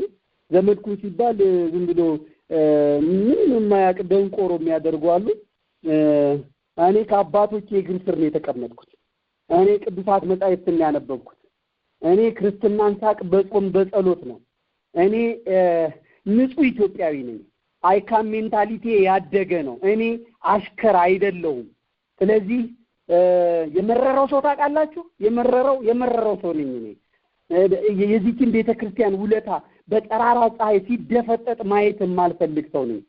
ስለዚህ ይህን እድል የሰጣችሁኝ ሰዎች እግዚአብሔር ይስጣችሁ፣ እግዚአብሔር ያክብራችሁ። እናገረዋለሁ ማለት ነው። ስለዚህ የአሜሪካኑ ሲኖዶስ ላይ ያዩትን በአሜሪካ ከነጻነቱ ጋር ተዳምሮ ያለውን ነገር በማየት ብዙ ደፋሮች ተፈጠሩ። ብዙ ደፋሮች ትላንትና የምናውቃቸው ሰዎች ሄደው ልክ እንደ ሸምሱ ሱቅ ቤተክርስቲያንን እንደ ሸቀጥ መመስረት አመጡ። ይሄ ከየትም የተማሩት አይደለም፣ እዛ የተማሩት ነው። ይሄንን በማየት ተሐድሶቹ የራቀውን እናቅርበው ብለው ወደ አውሮፓ መጡት። አውሮፓ ከአሜሪካ በበለጠ ጠንካራ ነው። እውነቱን እንነጋገር ከተባለ አውሮፓን ሄጄ ስላየሁት ማለት ነው። በወንጌልም በጣም ጠንካሮች ናቸው። በር ለመክፈትም አይመቹም። ነገር ግን እዛ ጋር ያለው ተቆጣጣሪ የለውም። እዛ ጋር ያለው ክፍት ነው። ክፍት መሆኑ ደግሞ አስፈጀን። አስበላን፣ አስነጠቀን፣ አስደበደበን። እዚህ ላሉት የገንዘብ ምንጫቸው የአሜሪካው ሲኖዶስ ነው እናገራለሁ። እዚህ ያለው ሲኖዶስ ውስጥ ሆነው እኮ ልጆችን የሚደግፏሉ። እዚህ ውስጥ ያሉት ለልጆቹ የመጫወቻ ሜዳ የሚሰጧሉ። እንነጋገር፣ እውነቱን እንነጋገር። ቅዱስ ዮሴፍ ያለው ከኢትዮጵያ ውጭ በማርስ በጨረቃ ላይ ነው እንዴ? ሊቀ ጳጳስ አሉት እኮ አቡነ ቀሌምንጦስ ናቸው ሊቀ ጳጳሱ። ስራ አስኪያጅ አለው እኮ ሊቀ ማእምራን የማነ ይባላል። እነዚህ ሁለቱ ሰዎች ባሉበት ሀገር እኮ ነው ቤተክርስቲያን ዲግሪውን በፍርድ ቤት የቀማቸው አስፈግድ መድረክ ላይ ቆሞ የሚያስተምረው። ዮሴፍን እኮ ተነጥቀናል። ይሄንን ወቁ። ያለ ማለማመድ ነው ወደ ብሔረ ጽጌ የሄዱት። ብሔረ ጽጌ ማርያምን ደም ከፍዬ ካፈራው ሰዎች አንዱ ነኝ። እዛ አካባቢ ያለውን ነገር ዋጋ ከፍለን ያለውን መሬት ሰጥቼ በልጅን በ17 ዓመቴ ደሜን ያፈሰስኩባት ናት ብሔረ ጽጌ። ዛሬ የመጣው አለቃ ግን ሰንበት ትምህርት ቤቶቹን ቅጥቅጥ አድርጎ በፖሊስ አስደብድቦ፣ እሱ ግን አውደ ምሕረት ላይ ቤተክርስቲያን የማጣቀው ያልተማረ ተሳዳቢ አውሬ የሆነን ሰው አውጥቶ ያስጠብቃል። እውነት እንነጋገር እንጂ ይሄ መሸፋፈን ቅኔ መነጋገር አያስፈልግም። አሁን ቤተክርስቲያኒቷን እየጎዱ ያሉት ሰዎች ደግሞ በሌላ አንቀጽ እናያቸዋለን። ወደኋላ መለስባቸዋለን እነማን እንደሆኑ። እናንተ እነዚህ የምታዩቸው ተሐድሶ የምንላቸው ሰዎች ናቸው ብላችሁ የምትገምቱ ከሆነ ተሳስታችኋል። ሌላ ቦታ አሉ እኛን መስለው የተቀመጡ እኛን ሆኖ በቀደመ ስማቸው የሚሰሩ ሰዎች አሉ። እንግዲህ ይሄ አሜሪካው ድፍረት የት ሄደ? እንሞክረው ተባለና ዱባይ ላይ ተሞከረ። ዱባይ ላይ ቤተክርስቲያን መሰረቱ። ሊቀ ጳጳሱ አወገዙ፣ ሀገረ ስብከቱ አወገዘ። እዚህ ያለው ቅዱስ ሲኖዶስ ግን ጆሮ ዳባ ልበል አለ። ስለዚህ የዱባዩን በጣም ተንከባከቡት፣ እንቁላል አደረጉት። የዱባዩን ቤተክርስቲያን መስራቾች ጋር የኔ ታናሽ እህቴን እንደ ገበና ሳይሰራ በፊት ታናሽ እህቴን ለጥናት ገረድ አድርጌ 4 ዓመት ሙሉ የልጆቹን ስራ እንድትሰራ ልኬላ 4 ዓመት ሙሉ እዛ ነበረች። እንዴት እንደተመሰረተ እናውቀዋለን። ፖለቲካዊ ጠባዩንም እናውቀዋለን። ስለዚህ ያንን ማን ያውግዝ? ምን አደረጉ? እነዚህን ምስኪን ዘማሪያን ድህነት ነው መናፍቅ የሚያደርገው። እነዚህ ምስኪን ዘማሪያን፣ እነዚህ ምስኪን ሰባኪያን በሙሉ የውጭ ሀገር ጉዞ ብሎ ዱባይም ውጭ ሆኖ በየሳምንቱ በየ15 ቀኑ ከየት እንደሚመጣ በማይታወቅ ገንዘብ መሄድ ጀመሩ። አሁን እነዚህ ሚጢጥዬ ዘማሪያን፣ ሚጢጥዬ ሰባኪያን የሚባሉት ሁሉ ውጭ ሄጄ መጣው ለማለት የግድ እነሱን መቀላቀል ነበረባቸው። ስለዚህ ያ ቤተክርስቲያን ሞዴሉ አይታወቅ፣ ሙዳየ ምጽዋቱ የት እንደሚገባ አይታወቅ፣ ታቦቱ እውነተኛውን አይታወቅ፣ ሊቀ ጳጳሱ አልባረኩት፣ የተወገዘ ነው። ይሄን ድፍረት ህዝቡን አለማመዱት። ሊቀ ጳጳሱ ቢጮሁ፣ ሰባኪያን ቢጮሁ፣ አጣሪ ኮሚቴ ቢጮህ ምን ቢል የለም። የዱባዩን ቤተክርስቲያን የመሰረቱ ሰዎች አሁን መጥቶ በቤተ ክህነት ባለስልጣን ሆነዋል። አንዳንዶቹ አሜሪካ ሆነዋል። የቀደመ ማህበረ ቅዱሳን የነበሩ ሰዎች ናቸው። እነዚህ ፊገር ያደረጓቸው ሰዎች ይኸው እከሌ ማህበረ ቅዱሳን አይደለ እንዴ ይላሉ። የዱባዩን ቤተክርስቲያን የሚመራው በፊት ማህበረ ቅዱሳን ስለነበረ በዛ ውስጥ ያገለግል ስለነበረ እነዚህ ሰዎች ቼን አላቸው። የዱባዩ ሰውዬ ደግሞ ዋሽንግተን ዲሲ ከባድ በጥባጭ የሆነ ነው። አጎታማቶች ናቸው፣ ዘመዳማቶች። ቼኑን ተመልከቱት ብቻ። የትም ጸብ ከተፈጠረ ተሐድሶ አለበት። ታሪኩን ተመልከቱ። መምህር ታሪኩ የሚባለው ስንደ መጥቀሴ እንግዲህ ይቅርታ፣ እኔ የሐረር ልጅ ነኝ፣ ቅኔ አልሰጣችሁም፣ በቅኔ አልናገርም እና ያበጠው መፈንዳት ነው፣ የሚመጣውን መቀበል ነው። መምህር ታሪኩ ምስኪን ደሃ ነው። የደሃ ልጅ ቤተሰቦቹ ጋር እናቱ የሞቱ ጊዜ ሄጄ አይቼዋለሁ። ከዛ ቤት ውስጥ መውጣቱ ጀግንነት ነው። ዮሴፍ ቤተክርስቲያንን ለተሐድሶ በቁጥጥር ስር ሰጠ። መምህር ሱራፌል፣ መምህር ዳንኤል ባሉበት በተደረገ ጉባኤ በቅድስት ሥላሴ መንፈሳዊ ኮሌጅ እኔ ጋንግሪን ቢሆንም ቆርጬ አልጥላቸውም ያለ ነው መምህር ታሪኩ በድፍረት። ይሄን ጀግንነቱን አይተው እንግሊዝ ሀገር ወሰዱት። እንግሊዝ ሀገር የተፈጠረውን እያያችሁ ነው። ከዚያስ የኢትዮጵያ መንግስት የተቃወመ ወያኔ ብሎ የተሳደበ ደግሞ በውጭው ዓለም ካባ ይደረብለታል፣ ዶላር ይሰጠዋል፣ ጀግና ይባላልና ታሪኩ በአንድ ሳምንት ውስጥ ኢሳት ላይ እንዲቀርብ ተደረገ። ከዚያስ ያስተማሩትን ያሳደጉትን ያበለጸጉትን ከድህነት አረንቋ አውጥተው አንቱ ያሰኙትን አባቶች በኢሳት ቴሌቪዥን ቀርቦ ሙልጭ አድርጎ ሰደባቸው። ጀግና ተባለ። ተሯሩጠው የመኖሪያ ፍቃድ በ5 ወር ውስጥ አሰጡት።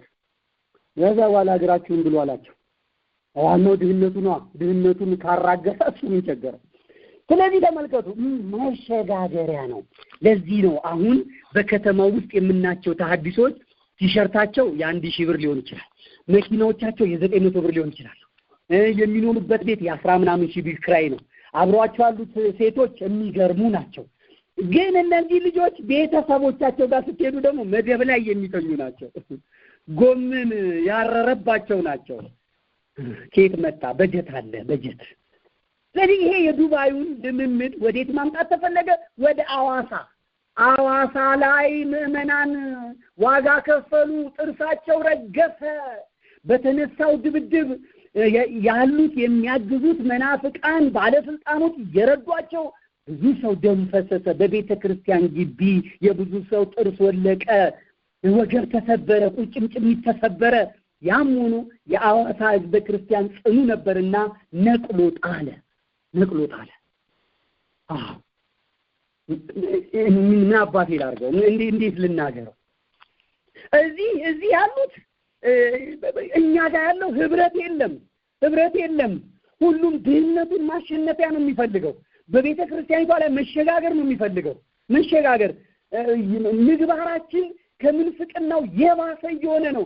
በዚህ ጉዳይ ላይ እንደ ተሐድሶቹ ሲሪየስሊ ግምገማ ካላደረግን አለባብሰን ብናርሰው ተመልሰን በአረም ነው የምንሄደው። አረም ነው የሚውጠን። እንነጋገርበት፣ አውጥተን እናፈንዳው። እኔ እናስተዳድረኝ የለም ቢርበኝ ቢጠማኝም ይሄ እውነቱን እናገራለሁ። ስለዚህ ምዕመናን ልንነቃ ይገባል።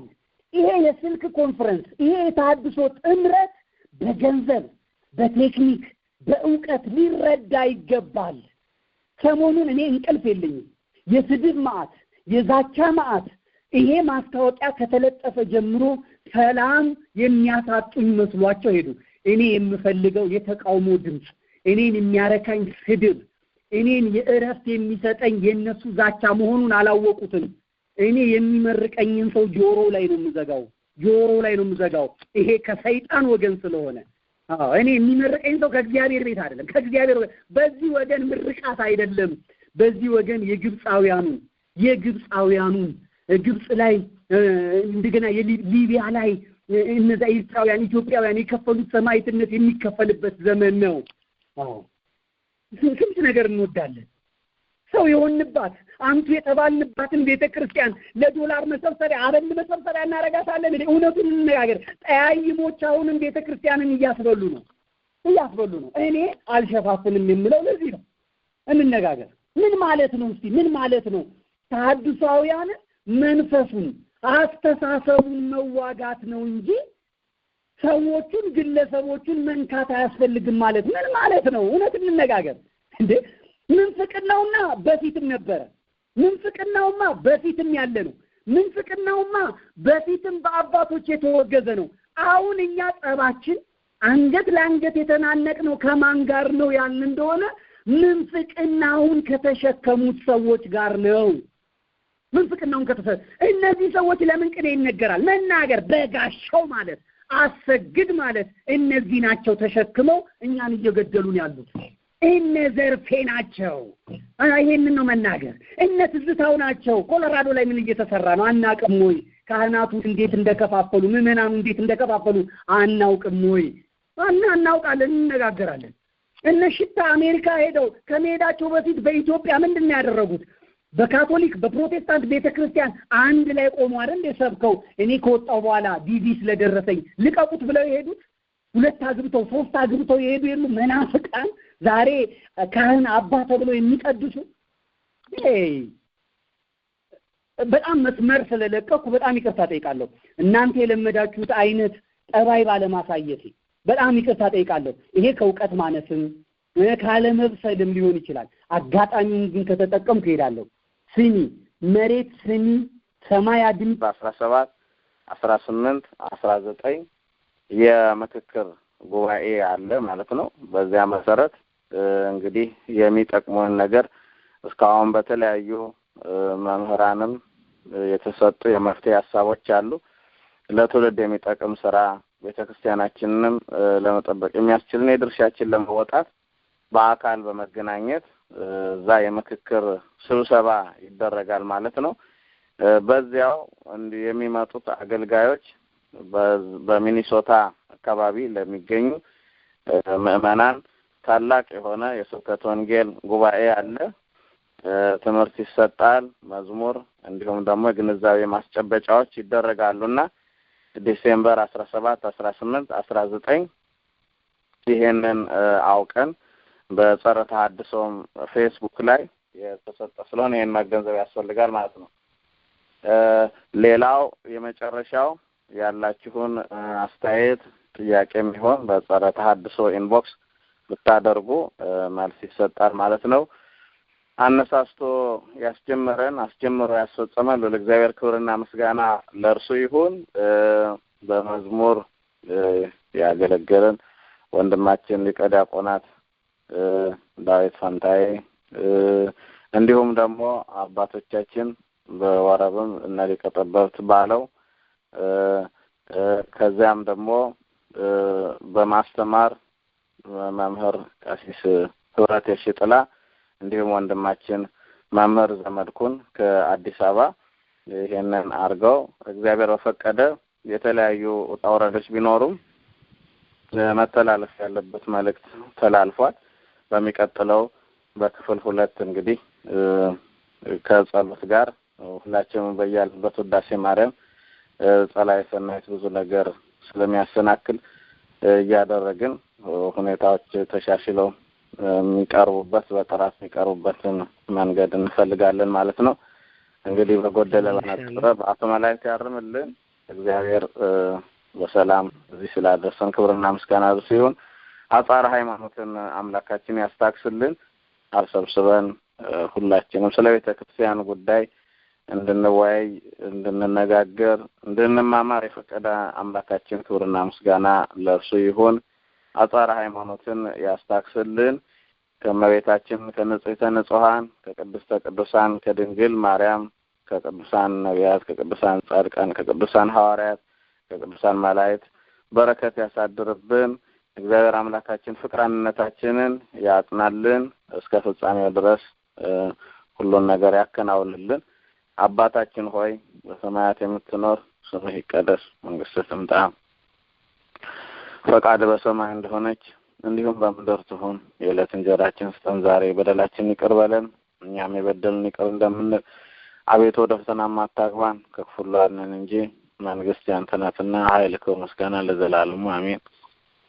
እመቤታችን ቅድስት ድንግል ማርያም ሆይ በመልአኩ በቅዱስ ገብርኤል ሰላምታ ሰላም እንልሻለን። በሐሳብሽ ድንግል ነሽ፣ በስጋሽም ድንግል ነሽ። የአሸናፊ እግዚአብሔር እናት ሆይ ሰላምታ ላንቺ ይገባሻል። ከሴቶች ሁሉ ተለይተሽ አንቺ የተባረክሽ ነሽ፣ የማኅፀንሽ ፍሬ የተባረከ ነው። ጸጋን የተመላሽ ድንግል ሆይ ደስ ይበልሽ፣ ልዑል እግዚአብሔር ከአንቺ ጋር ነውና ከተወደደው ልጅሽ ከጌታችን ከመድኃኒታችን ከኢየሱስ ክርስቶስ ዘንድ ይቅርታና ምሕረትን ለምኝልን ኃጢአታችንን ያስተሰርይን ዘንድ ለዘላለሙ አሜን።